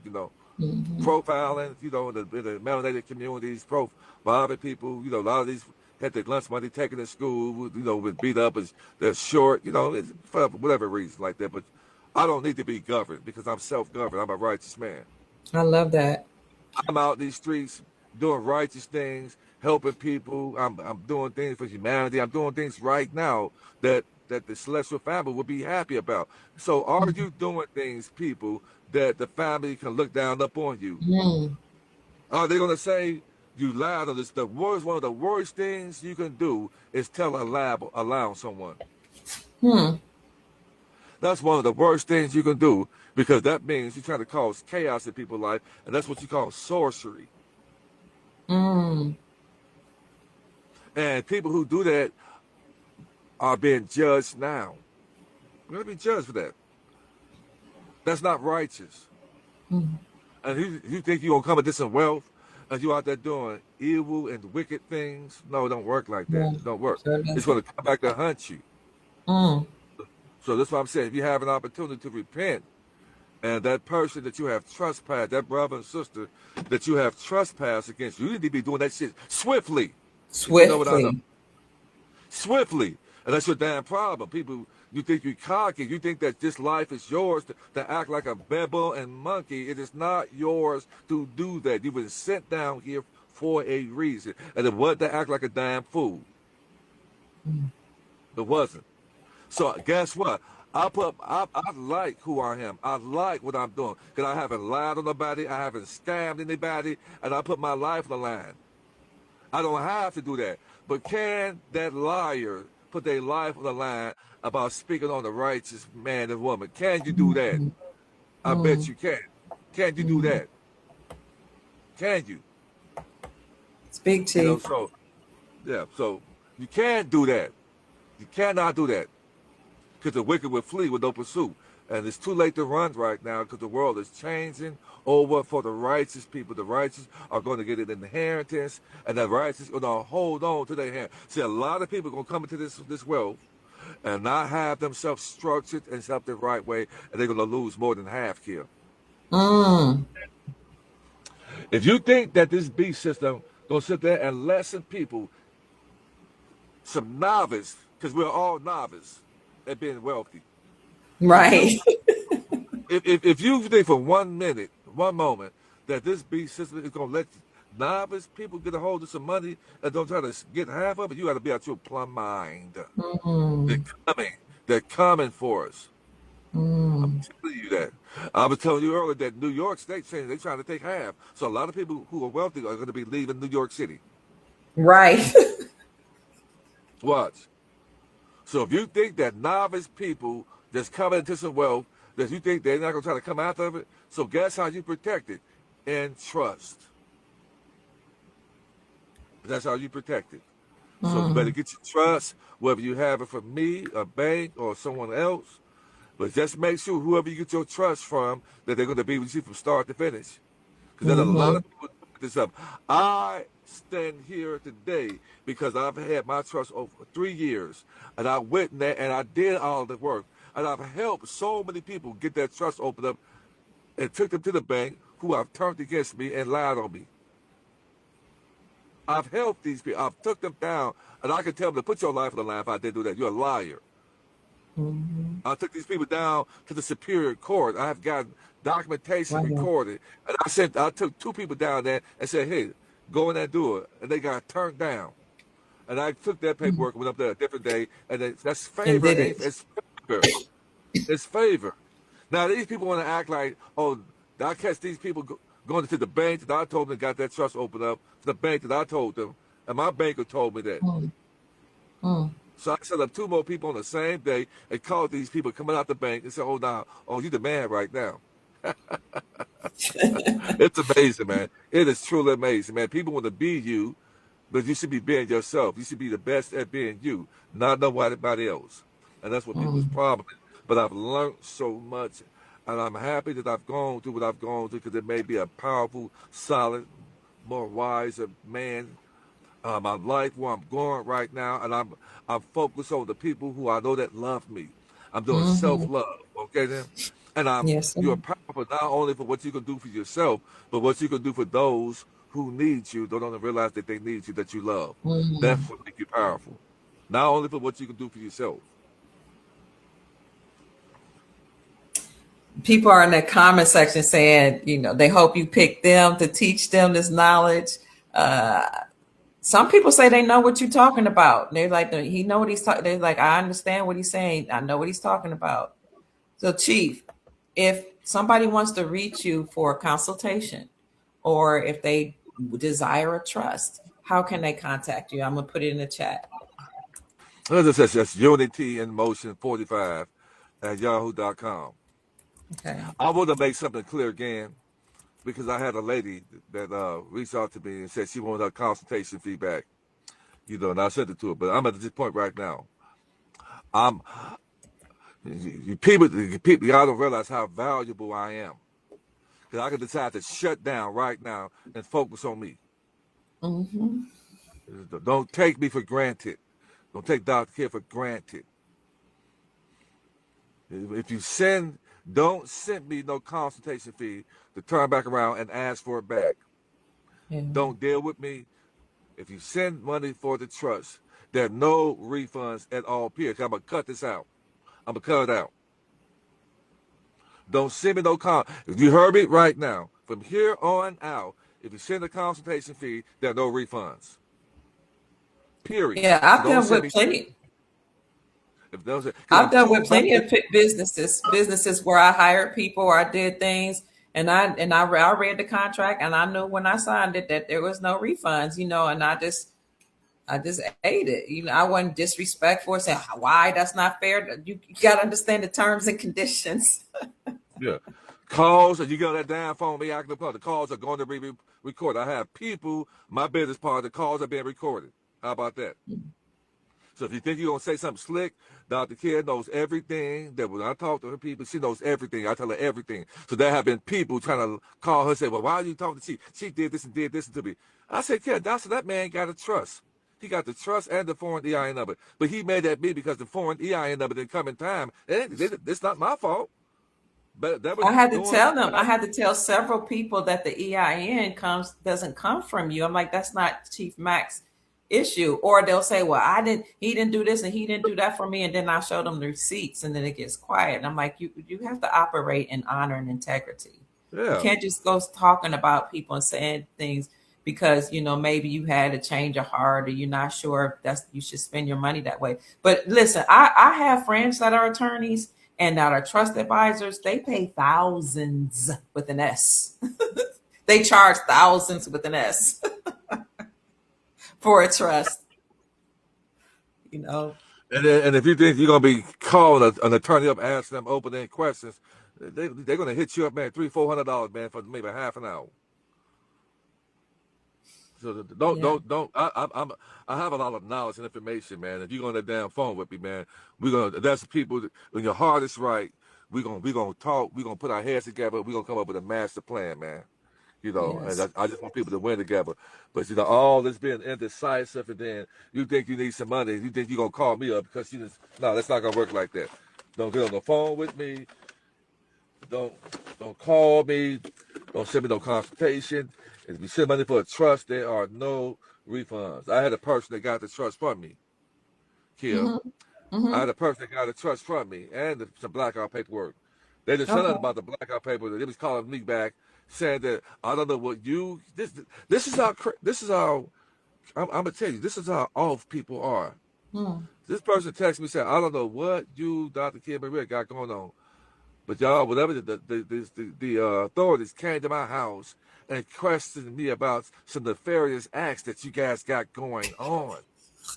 I don't know what you guys got going on, but I know I didn't appreciate the cops coming and question me about you guys.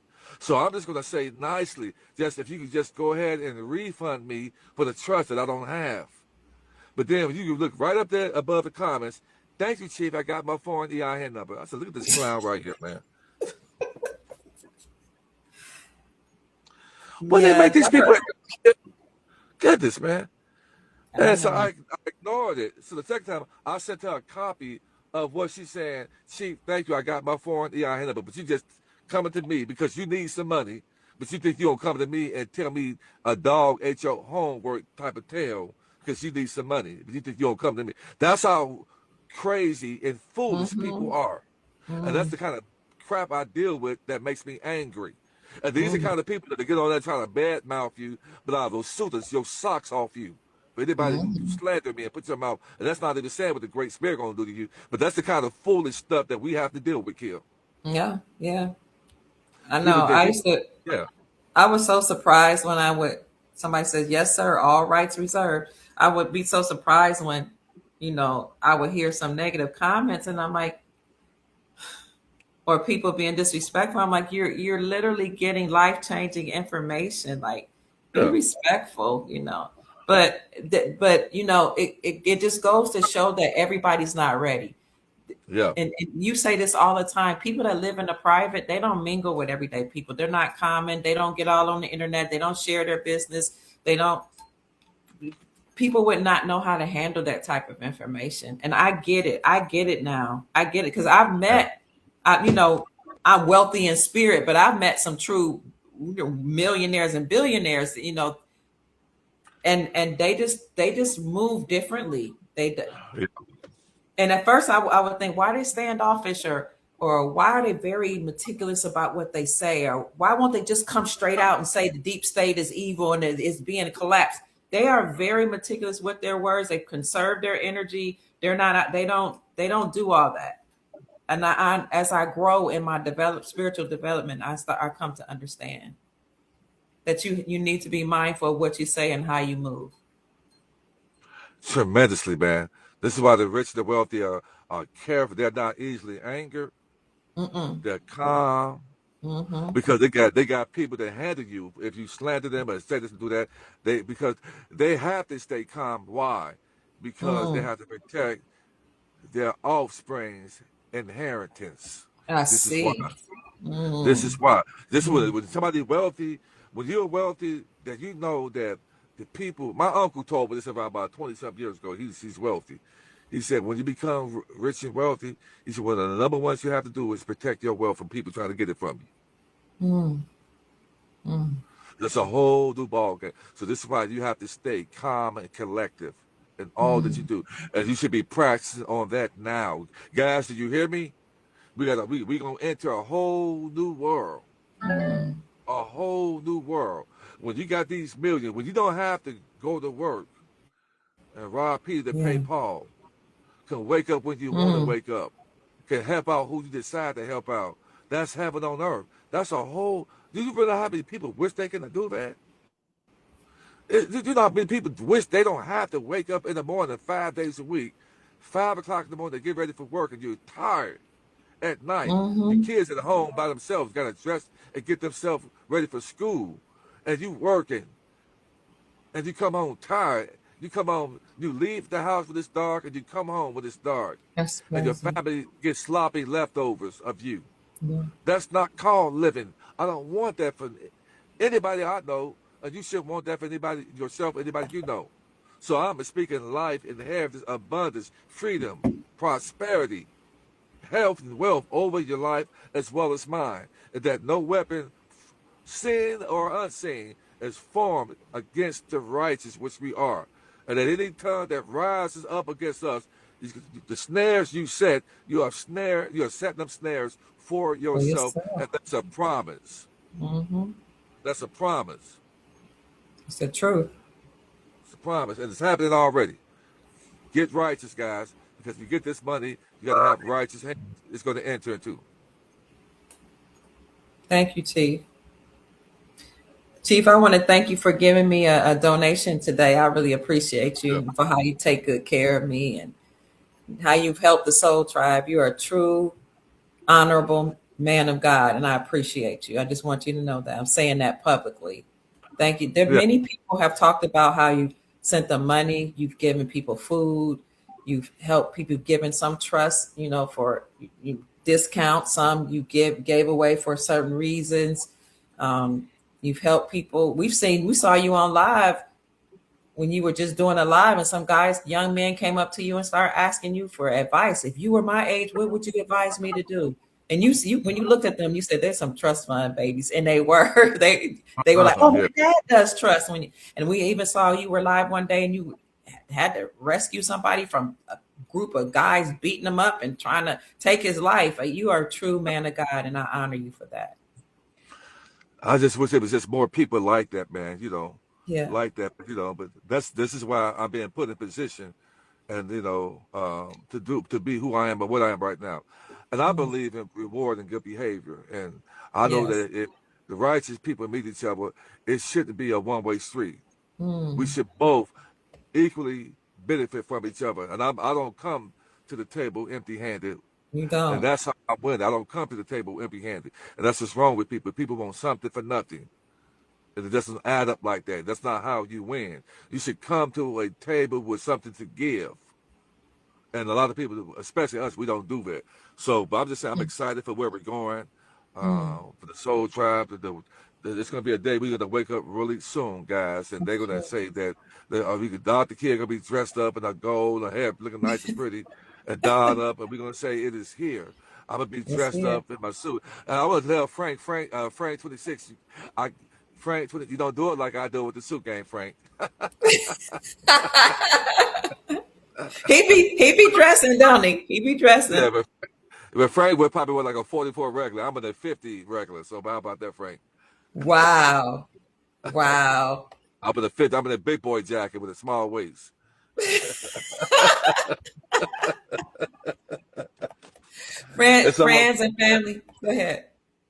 If it's y'all all want to good. get in touch with Chief Mac, please send him an email for a consultation or for a trust. Send it to unityemotion45@yahoo.com. If you want to send him a donation or payment for your consultation, you can send it to $Alan Judah 47.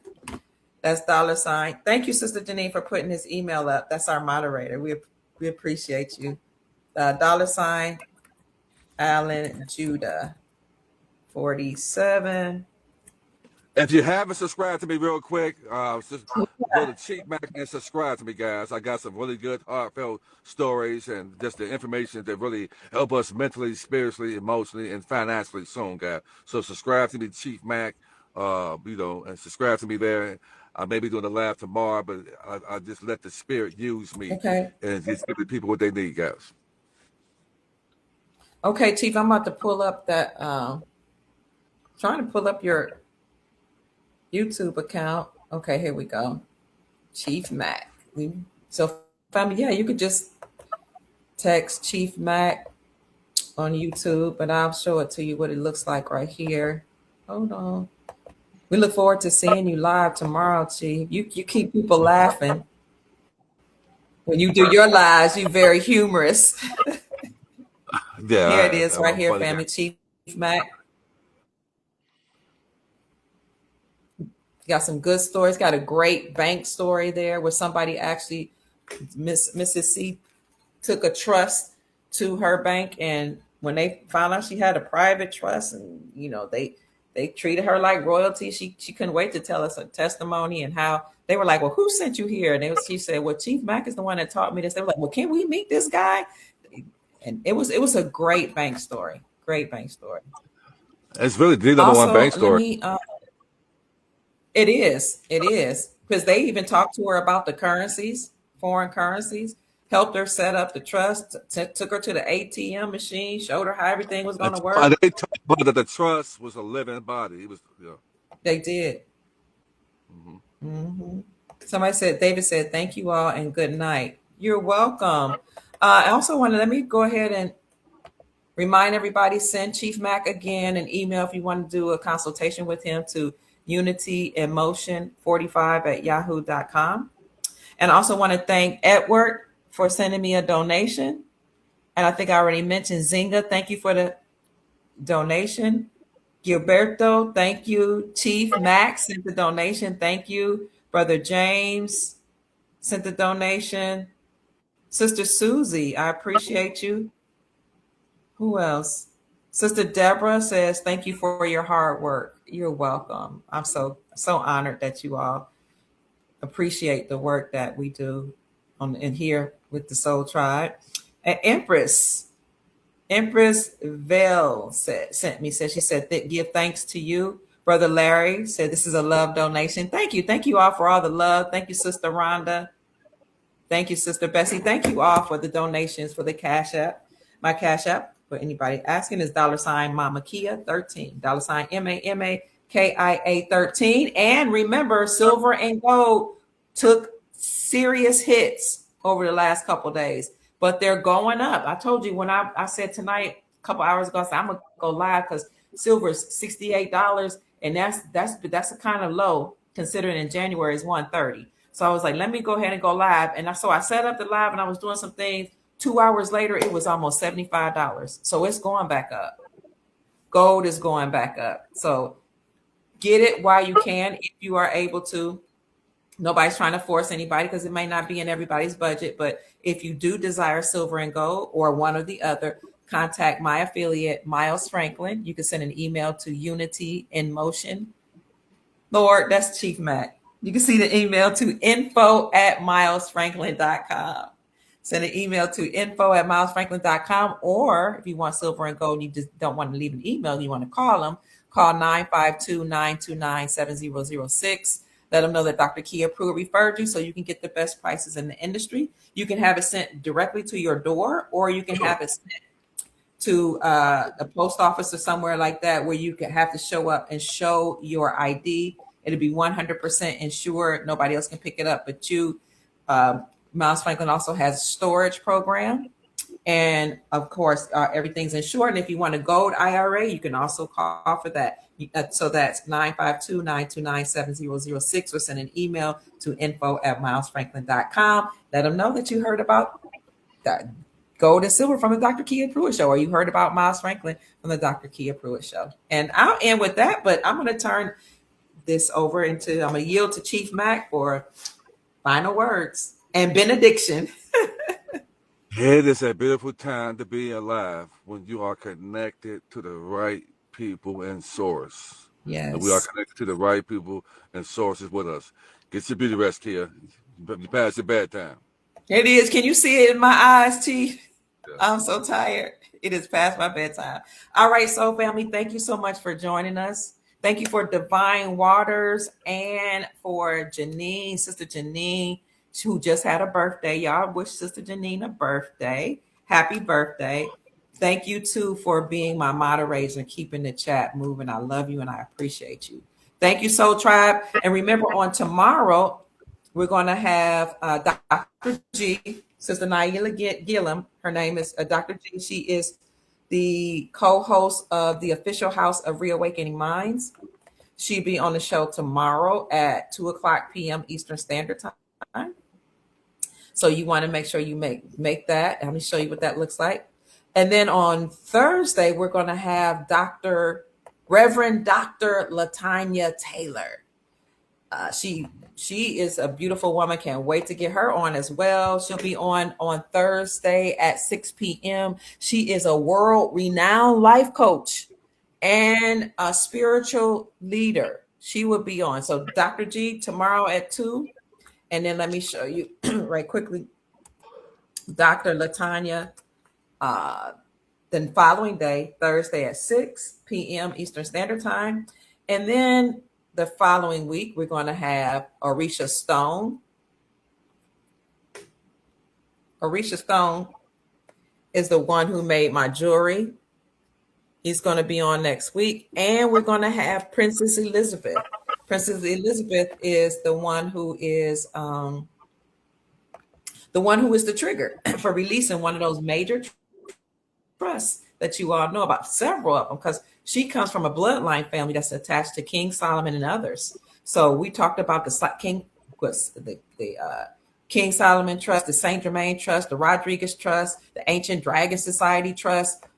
All those trusts will be released to help humanity at some point in time. For her to be coming back on my show, you know that we are extremely, extremely close. So I don't want to keep you all. I'll be keeping you updated on who's coming on the show and any new intel that we get. All right, Chief, you're right. I'm so tired I can barely talk. I'm going. I'm getting ready to go. All right. You good? Yes. Okay. All right. We love you so, family. It is like 1 o'clock. Oh, I didn't know it was 1 o'clock in the morning, Chief, but we got 740 people in the chat. Listen, man, these folks, man, we got folks up here, man. Sleeping is overrated, man. I'm up like we got lives to change. Yeah, What'd you say? I just left the gym and I just came this way. I'm about to go in.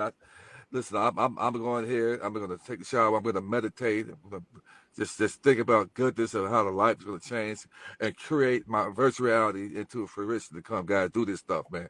Get out there and go get you a purchase order on a car, a house, man. Go out there and look at some nice houses and speak and say, that's my house. That's my car.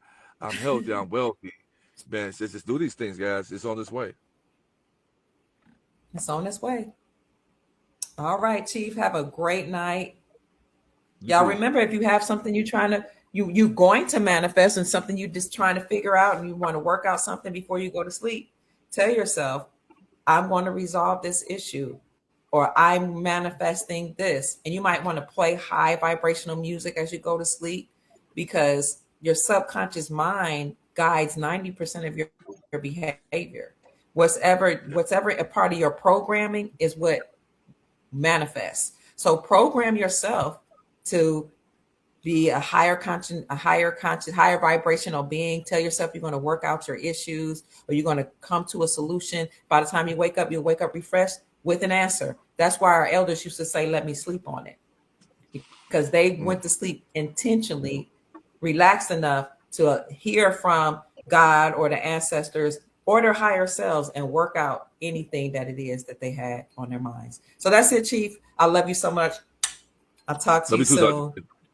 Okay. All right. Thank you. All right. Soul Tribe, remember, contact Chief Mac if you want to trust, or if you desire to, because somebody asked me again, or if you desire to do a consultation. Let's see what he's at: Unity in Motion 45 at yahoo.com. This $ Alan Judah is where you would send a consultation fee, or if you just want to send him a donation. But let me see if I can find his. I said it, but sometimes people want to see it, Chief. So I'm just trying to see if I can find it. And if you send a consultation with Cash, leave your telephone number in the Cash App. Leave in the comments. It's a donation, and leave your telephone number there. Okay, make sure you leave your telephone number. All right, family, we love you. Sleep well. Travel safely when you go to sleep, because you'll be doing some astral traveling, and we'll talk to you tomorrow. Good night. Good night, Chief. Good night. Good night, Soul Tribe, and thank you so much. Thank you so much for being here, Soul Tribe. We are going to go out with our outro, and I'll still be in the back office in case somebody has a question that I can answer in the chat. I love you.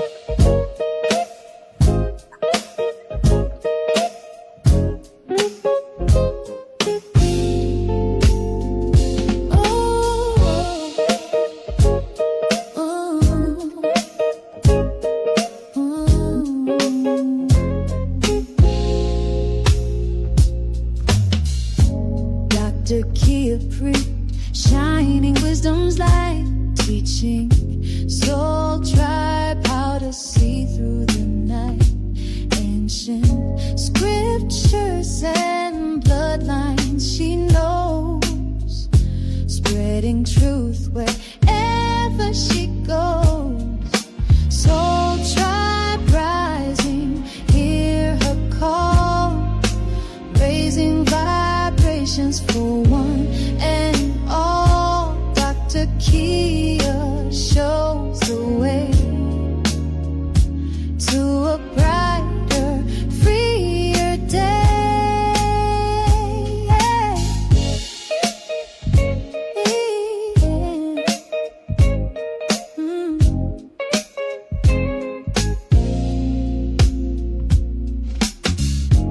Through her channel, knowledge flows, breaking chains that hold us close, teaching paths to abundance and wealth, guiding others to free themselves.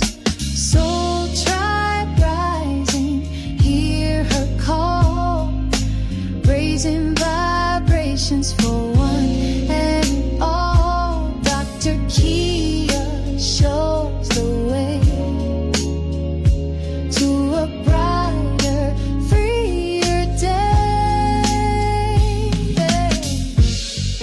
From currencies to investments divine, she's helping her tribe to realign with wisdom, ancient and new, showing what we all can do.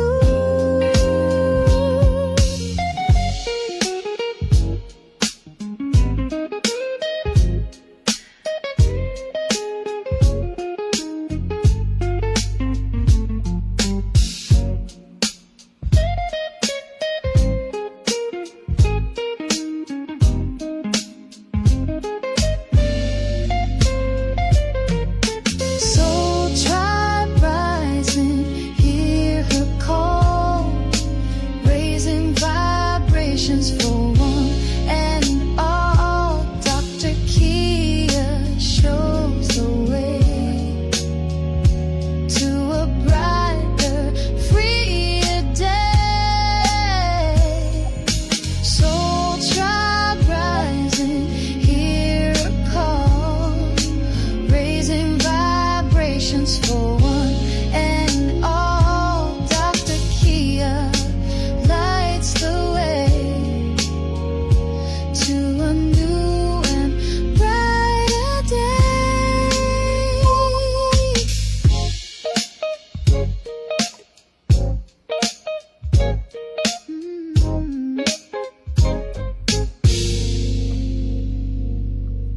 All right, Soul Tribe. Good evening. Oh, someone sent the gift. Thank you so very much. Let me see if I can read that. Who is? Thank you so much, Sister Shanna or Shayna Crowders. Thank you. God bless you. Heaven smile on you. I am so grateful for your kindness and your thoughtfulness. I appreciate you so much. Sister Janine, our moderator, also says thank you. You're so kind. Face the Nation, we appreciate you. You're dancing to the music. Somebody asked me, so in the chat, they were like, so where can I get that song though? That was this song I played. The outro is my theme song that was written by Brother Kenneth. He's one of our Soul Tribe members. I'm going to put it in the chat for you, just so anybody might want to hear it. You know, sometimes I hear it in my sleep. It's funny. And I'll be walking down the street singing the song. I'm like, oh my God, I just love it. I love it. It's so, I don't know, it's calming. It makes you feel good. Shout out to Brother Kenneth. Thank you, Brother Kenneth, for writing that song for me. Beautiful voice singing it. I'm honored. I am very, very honored by the love that the Soul Tribe shows me. And I'm very grateful to all of you just lining up, being part of the tribe. Thank you for hitting the like button. Thank you for sharing the videos. Subscribe to the channel. I wanted to quickly say, for those of you who heard us mention RV, what is that? A revaluation of currencies mean that all of these countries that had currencies that were devalued, where the currencies were rendered worthless because of war or due to sanctions that were put on those countries because they didn't want to do business the way United States Incorporated wanted them to do business. When they had sanctions placed on them or they had war declared against them, their economies suffered. Their economies were destabilized, and that caused their currency to devalue. Well, after their currencies would devalue because nobody was doing business with them or the United States would punish them, then the people would start to suffer. Well, people that were presidents, corporate CEOs, bankers, or banksters, that's what I call them, presidents, they would go into those countries that were war torn, had their currencies devalued because the economy was struggling. They would go into those current countries, buy up their currencies that were low. Because say like around when there's a war around the Middle East, the Kuwaiti dinar suffered. It used to be higher than the United States dollar, higher than the USD. It might have been like 361, something like that. Then after war was in that region, the Kuwaiti dinar plummeted to just a few cents, and they were struggling over there. Now they were doing better than the United States. Currency was stronger, but because of war, sanctions, all that going on in their area, their currency plummeted to just a few cents. It was worthless. So all the elites who knew about that said, "Oh, now that the United States caused war in that area, we're going to buy up their currency that have been devalued because of wars or sanctions. We're going to hold on to it." The United States, who had declared war, would fund both sides of the war. Everybody, all the elite in their little secret society, brothers and sisters, buy up the currency. And some people in the military that just knew about it. Some of them weren't even a part of the elite. They just knew about it. They would hold on to the currency that had been devalued through war or sanctions. Wait till the United States go back in those countries and rebuild the infrastructure, put things back in order, and then the currency would go right back to its pre-war or pre-sanctioned value. It was reinstated. You might hear people talk about an RI. It was reinstated back to its pre-war or pre-sanctioned value. So now, remember, it was the Kuwaiti dinar might have been like 361 because of the war and sanctions that were going on in that region. It plummeted to like 16 cents, just a few cents compared to the USD. People bought it up after the war, rebuild the infrastructure. Then it was reinstated back to 361 or whatever it was. And when it was reinstated, only the people who had bought the currency when it was devalued and held on to it, now that it was reinstated, knew what to do. Key people. It was 1991. The Kuwaiti dinar had been reinstated. You know what happened? It was pitch black in Kuwait at the time. It was a power outage. In March, pay attention to the cues, please. In March, during Ramadan, a blackout. Right before the blackout, they were saying, "Oh, the currency won't revalue. Oh, it won't be reinstated. Oh, it's just going to stay perpetually devastated." But there were key people who knew it was going to be reinstated, RI, back to its pre-war, pre-sanctioned value. Those people who had bought it at 16 cents, now in the bank in the middle of the night during a blackout. I got the articles to prove it. Went to the bank and said, "I heard that the currency was reinstated." And it was a simple currency exchange. They didn't need all this paperwork. You know what I mean? All this paperwork. They didn't have to have, 5,000 different documents and, all this rhetoric. No, it was a simple currency exchange. They took identification, proof of their residency. If they had a trust, which would serve them well to have one because they want to protect the assets, they went in there and just exchanged it with the new rate. But it was really an old rate, a pre-war, pre-sanction. It was reinstated. Well, now we're talking about a revaluation. Higher, more than a reinstatement. Because now you're talking about not just reinstating the country's currency back to its pre-war, pre-sanctioned values, but you're talking about backing up those currencies all over the world with the resources from their individual nations. A revaluation is assessing a new value, revaluation, a different value on the currency based on the country's resources. What are those countries' resources? I looked it up. It's not just gold, silver, palladium, platinum, other precious metals, rare earth minerals, oil,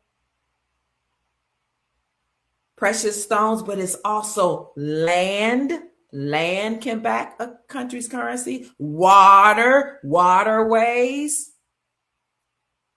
What is the greatest resource, according to business people in the know, economics? Human resources.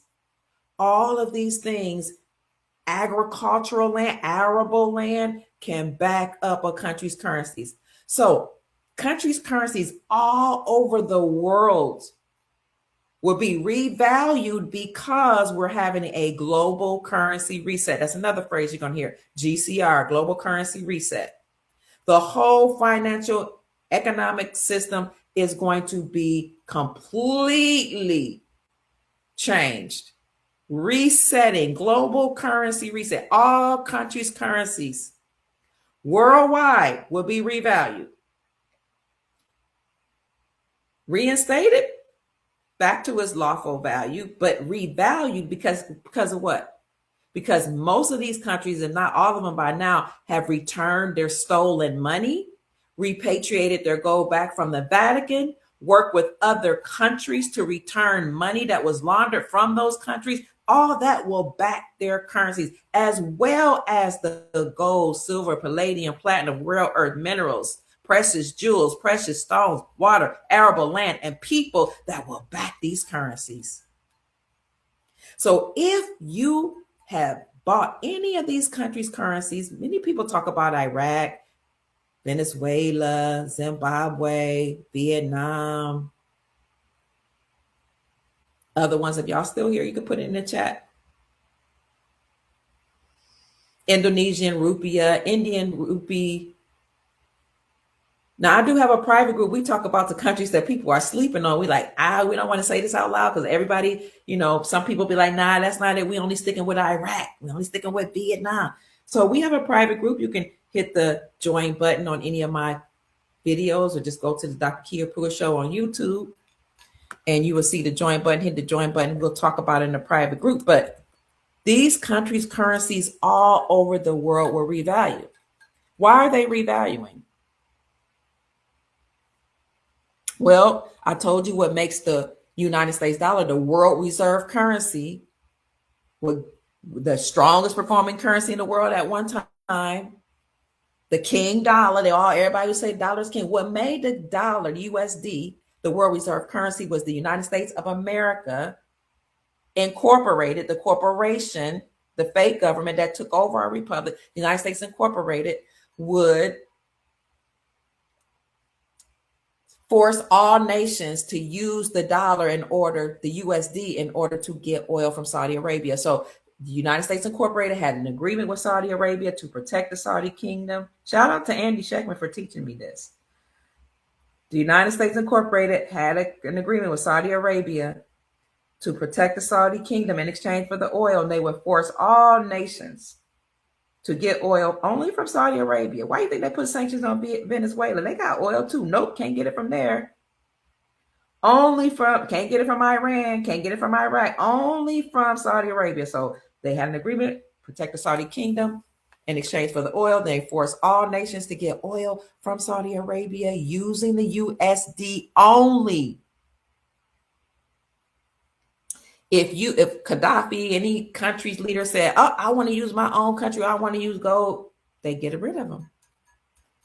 Any country be like, nope, I don't want to deal with the United States Incorporated. They're not the real lawful people. The lawful people in America that's supposed to be running their own government are the so-called black folk. That's why you think the Colombian president said before he got captured, Maduro stood up at the UN last year in November and said, the black American people, the black folk, they are the only true original indigenous people of the Americas. Why do you think they hate Russia? The United States corporate hate Russia. They had a problem with Colombia. They had a problem with Kim Jong-un. They call them dictators. That Russia's gonna unalive you. Had us all scared in the 80s. Hiding under desks in the 70s and 80s, thinking the Russians were gonna get us. Scared of Kim Jong-un, because these nations were like, you are a corporation, United States Incorporated. You are bullies. You are not the people, the original peoples of the Americas. You misclassify. You made them prisoners of war. You misclassified them, called them black, Negro, African American, blah, blah, blah. We know who they are. Some people call them Moors. We know who they are. They're indigenous people. And they have treaties with some other nations before you got there. We're not doing business with you. Well, then they just call them evil, or they put sanctions on them, or they unalive their leaders. Well, that time is up. This is deliverance season. That time is up. Nations got together. Project Sandman or Operation Sandman was an agreement between 209 nations to when triggered, stop trading with the dollar and use their own currencies backed by precious metals for trade. What was the trigger? You gonna call me, sister? I do need to get some rest. You're right. I need to get some well rest. You gonna call me? Okay. You gonna call my sister on me? Oh man, if you call my sister on me, oh Lord, I'm gonna be in trouble. My sister cussed me out on a live the other day. My big sister, she my sister friend, my girlfriend from. If Sister Keisha, if you hear, you know who it was. Our homegirl, the nurse, cussed me out, told me get my ASS in the house. I was doing a live all hours of the night. So Janine's gonna call her on me. But the trigger was Vladimir Putin. He went to, when he did the Ukraine war and instigated war, or whatever you call it, declare war. Biden put sanctions on him. 2022. Putin said, I'll use my own Russian ruble. I don't need the United States. I didn't put sanctions on me all you want. The Russian ruble became the strongest performing currency in the world in 2022. Then Vladimir Putin went to the BRICS conference, Brazil, Russia, India, China, South Africa, told everybody, look, y'all can use my currency for trade. And his currency was the strongest performing currency in the world. And then he said, you know what? Let me go on over here to the BRICS conference the next year and tell y'all use your own local currencies for trade. We're all going to stop trading with the dollar. Remember that agreement we had called Project Sandman, Operation Sandman? And y'all said when triggered, we would all stop trading with dollar. Yeah, I'm that trigger, Vladimir Putin. Because he ticked off Biden when he went to the war in Ukraine. He uncovered all his money laundering, all of the labs that were there, where some of the diseases were created, child trafficking, X-ray trafficking. He uncovered all that. Some of that information went to James Comer, chair of the House Oversight Committee at the time. And you can go to the House oversight.house.gov, type in Biden. You see all his allegations against Biden. You can see, at least you used to be able to see receipts, testimonies, people speaking about against the Biden crime family. That's what he called it. I mean, he uncovered a lot when Putin went to Ukraine. Then they send a lot of Ukrainians over here. I don't know if y'all noticed this, but they didn't just get regular jobs. Some of them was in banking jobs, corporate jobs. Like, dang. All you got to do is somebody have war in your country. You can go to the greatest country in the world and get a banking position, handle somebody's money. Okay. By the way, the Ukrainian mafia, Ukrainian cartel owns downtown Cleveland. Look it up. I was born and raised in Cleveland, Ohio. And in 2020, the PNC Bank was closed in Louisville, Kentucky, where I raised my children, because it was controlled by Ukraine and the CCP, the Chinese Communist Party. But anyway, I digress. And in Louisville, Kentucky, during 2020, 10,000 automatic weapon parts was confiscated by the feds. It came from the CCP, Chinese Communist Party. So Vladimir Putin was the trigger when he went and uncovered all this shenanigans going on in Ukraine. Biden put sanctions on him. He clapped back. He started using his own currency, the Russian ruble, for trade. He then went to the BRICS conference, Brazil, Russia, India, China, South Africa, where many people had joined. By 2022, you had 85% of global population that was a part of the BRICS, including Saudi Arabia. That's why they called it Saudi BRICS. Then they named it BRICS Plus. And he said, hey, we all going to use our own local currency. He said, I'm going to do you one better. I'm going to help you support your military. I'm going to back you up. I got my military. We going to be all good. Why don't you do another thing? Do me another favor. Kick out the colonists. Talk to me, Africa, Senegal, Burkina Faso, Chad, Niger, and Mali kicked out the French. Because through the Berlin Conference, the European nations did what's called a scramble for Africa, where they divided the continent for themselves and colonized the African continent and stole the resources for their countries. Well, when these 5 countries kicked out the colonists, they said, we got our own military, we're good. We're now going to use our own country's currencies for trade, backed by the resources. And at the same time, these countries were repatriating their gold back from the Vatican. Why do you think? Remember years ago when they saw planes and planes and planes full of gold coming from the Vatican? People were repatriating their gold that was stolen and their artifacts and their commodities and collectibles. So you got that's going to back up their currencies, the stolen money, and the resources that's in the ground and above the ground. That's why some of these nations built contracts and allies and allegiances with other nations to help me mine my gold. This is why President Trump went to China, secured a great big trade deal. A lot of people don't know that. Once he did that trade deal last year, the 2 largest economies doing a trade deal, the 2 largest economies in the world, that forced all other nations to get on board. Then he also brokered trillions of dollars in trade deals between America and the Middle East. And he actually, we got an article where everybody was saying he stole oil from Venezuela. The Venezuelan government said, no, he bought oil from Venezuela. And the assets that he paid us with, we're going to use to back up our Venezuelan bolivar. Can't believe mainstream media. So now that they've repatriated their currencies, they're all agreed to trade. They stopped trading with the United States dollar. They are systematically collapsing the United States dollar, the USD, and the Federal Reserve central banking system. And here in America, 45 states have repealed or removed state sales taxes from the sales of precious metals, which now they're freeing up gold and silver to be used as money. That's why King World published an article called, in February 2023, "The World is Hurtling Back Towards Gold as Money." The whole world is doing, even here in America. And when the Supreme Court of the United States overturned the Chevron doctrine, downsizing the government, stripping them from their powers, literally said the United States Incorporated government was unconstitutional and treasonous. Mass arrests are happening right now. Then they came back the following month and said state-sponsored banks can disband from the Federal Reserve. Look up an article, state-sponsored banks disband or can disband from the Federal Reserve. Supreme Court of the United States said they can disband from the Federal Reserve. State-sponsored banks can operate independently from them and have their own charter and issue out their own gold-backed currencies. Even here in America, they're coalescing against the deep state, United States Incorporated, the fake government, those bloodline families that usurped authority from our lawful government. Everybody, the whole world is coalescing against them. It's a new season. It's a new day. It's a new season. There's a break in their system.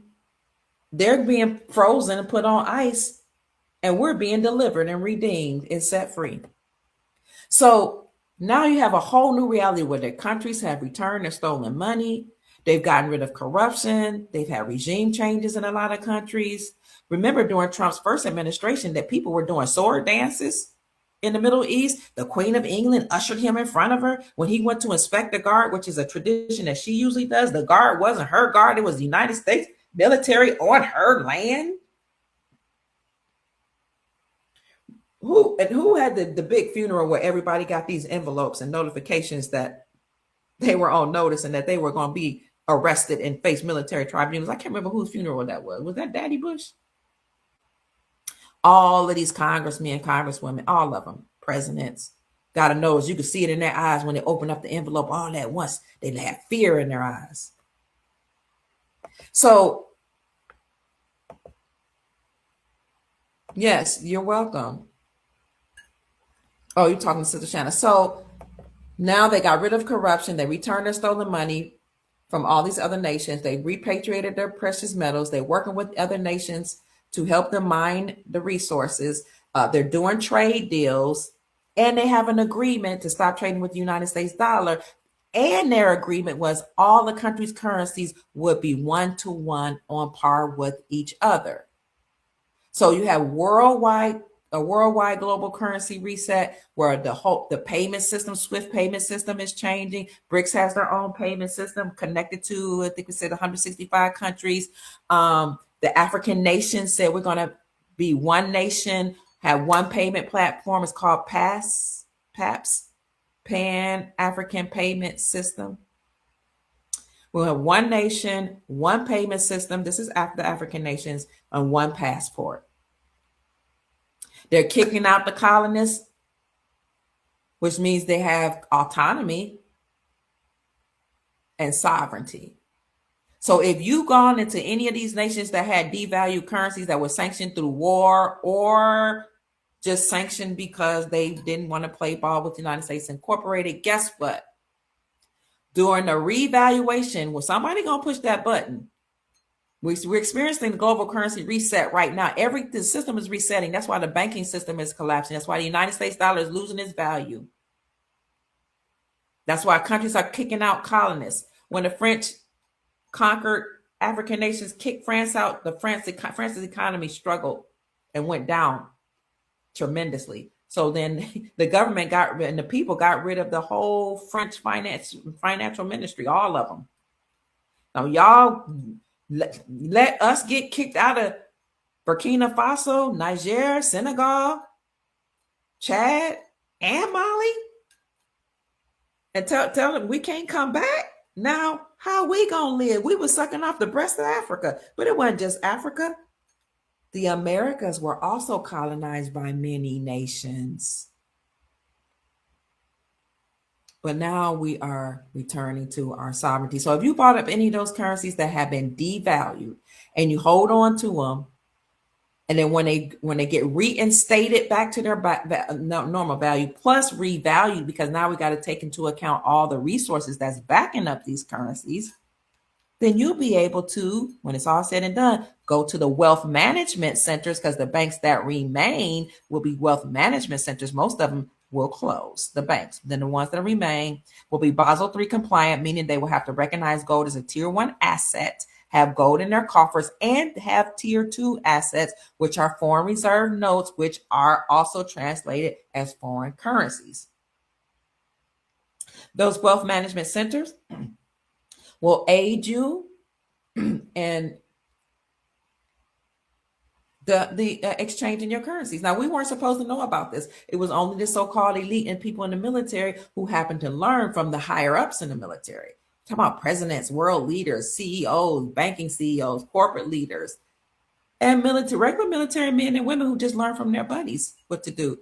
They would just, when the country go to war, they would go buy up the currency because it had been devalued through war, wait till after the war, the infrastructure be rebuilt, country be revalued or reinstated back to its pre-war value. They go to the bank, exchange it, and become millionaires overnight. Some of them become multi-million. By the way, there is a very world-renowned billionaire who last summer said the dollar is going to hell. Get foreign currency.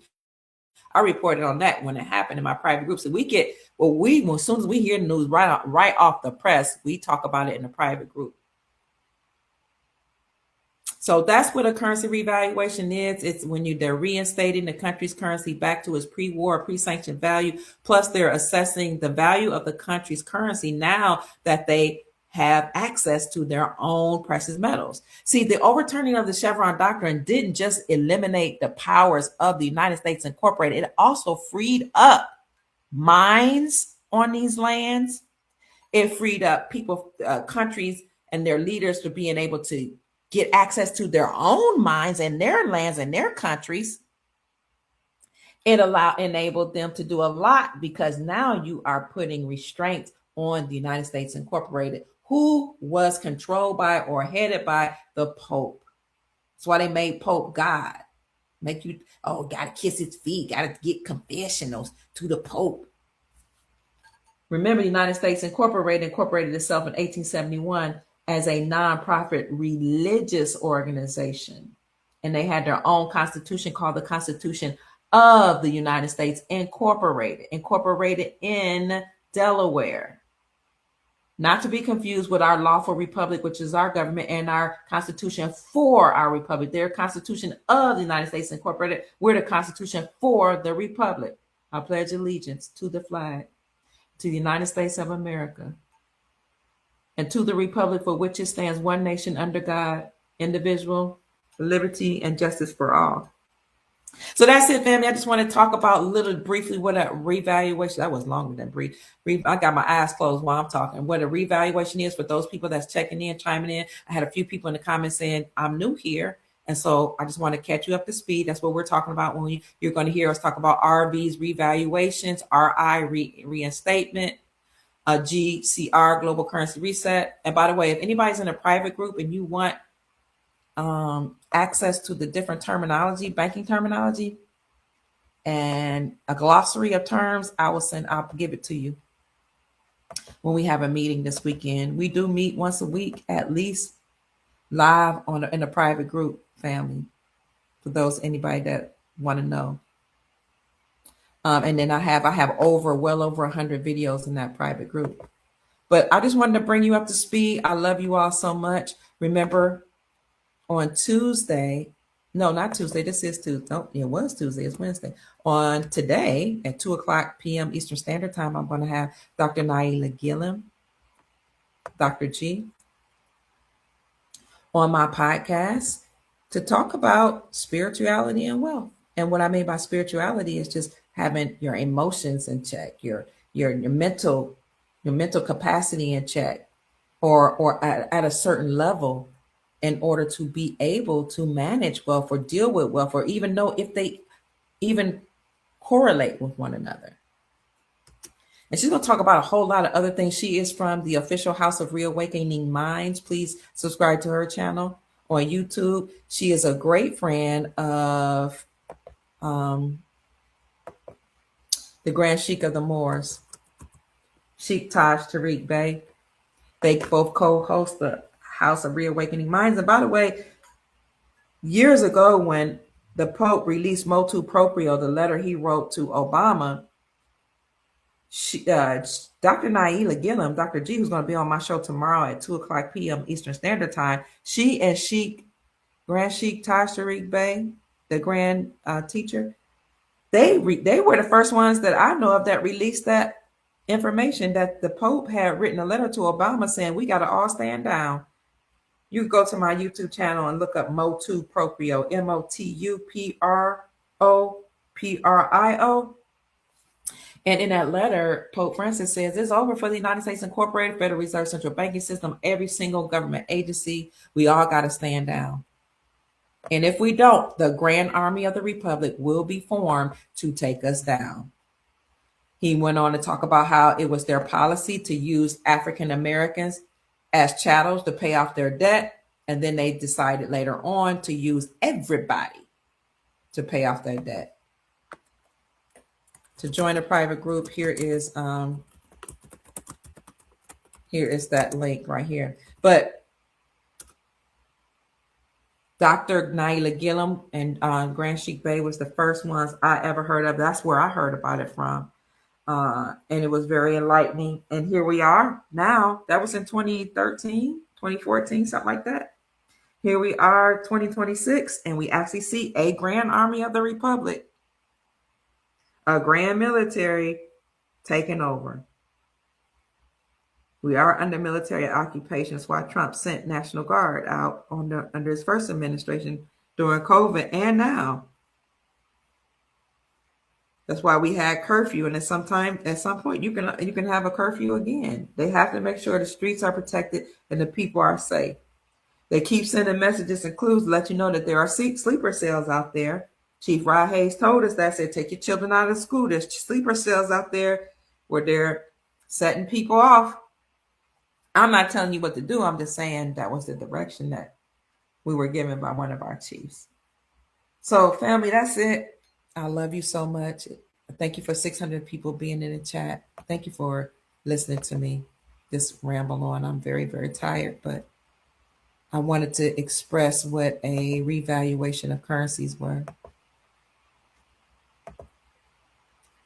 All right. Somebody said, y'all telling me to go to bed. Thank you. Yep. That was Warren Buffett. Warren Buffett said the dollar's going to hell. Thank you, Sister Shay. Did.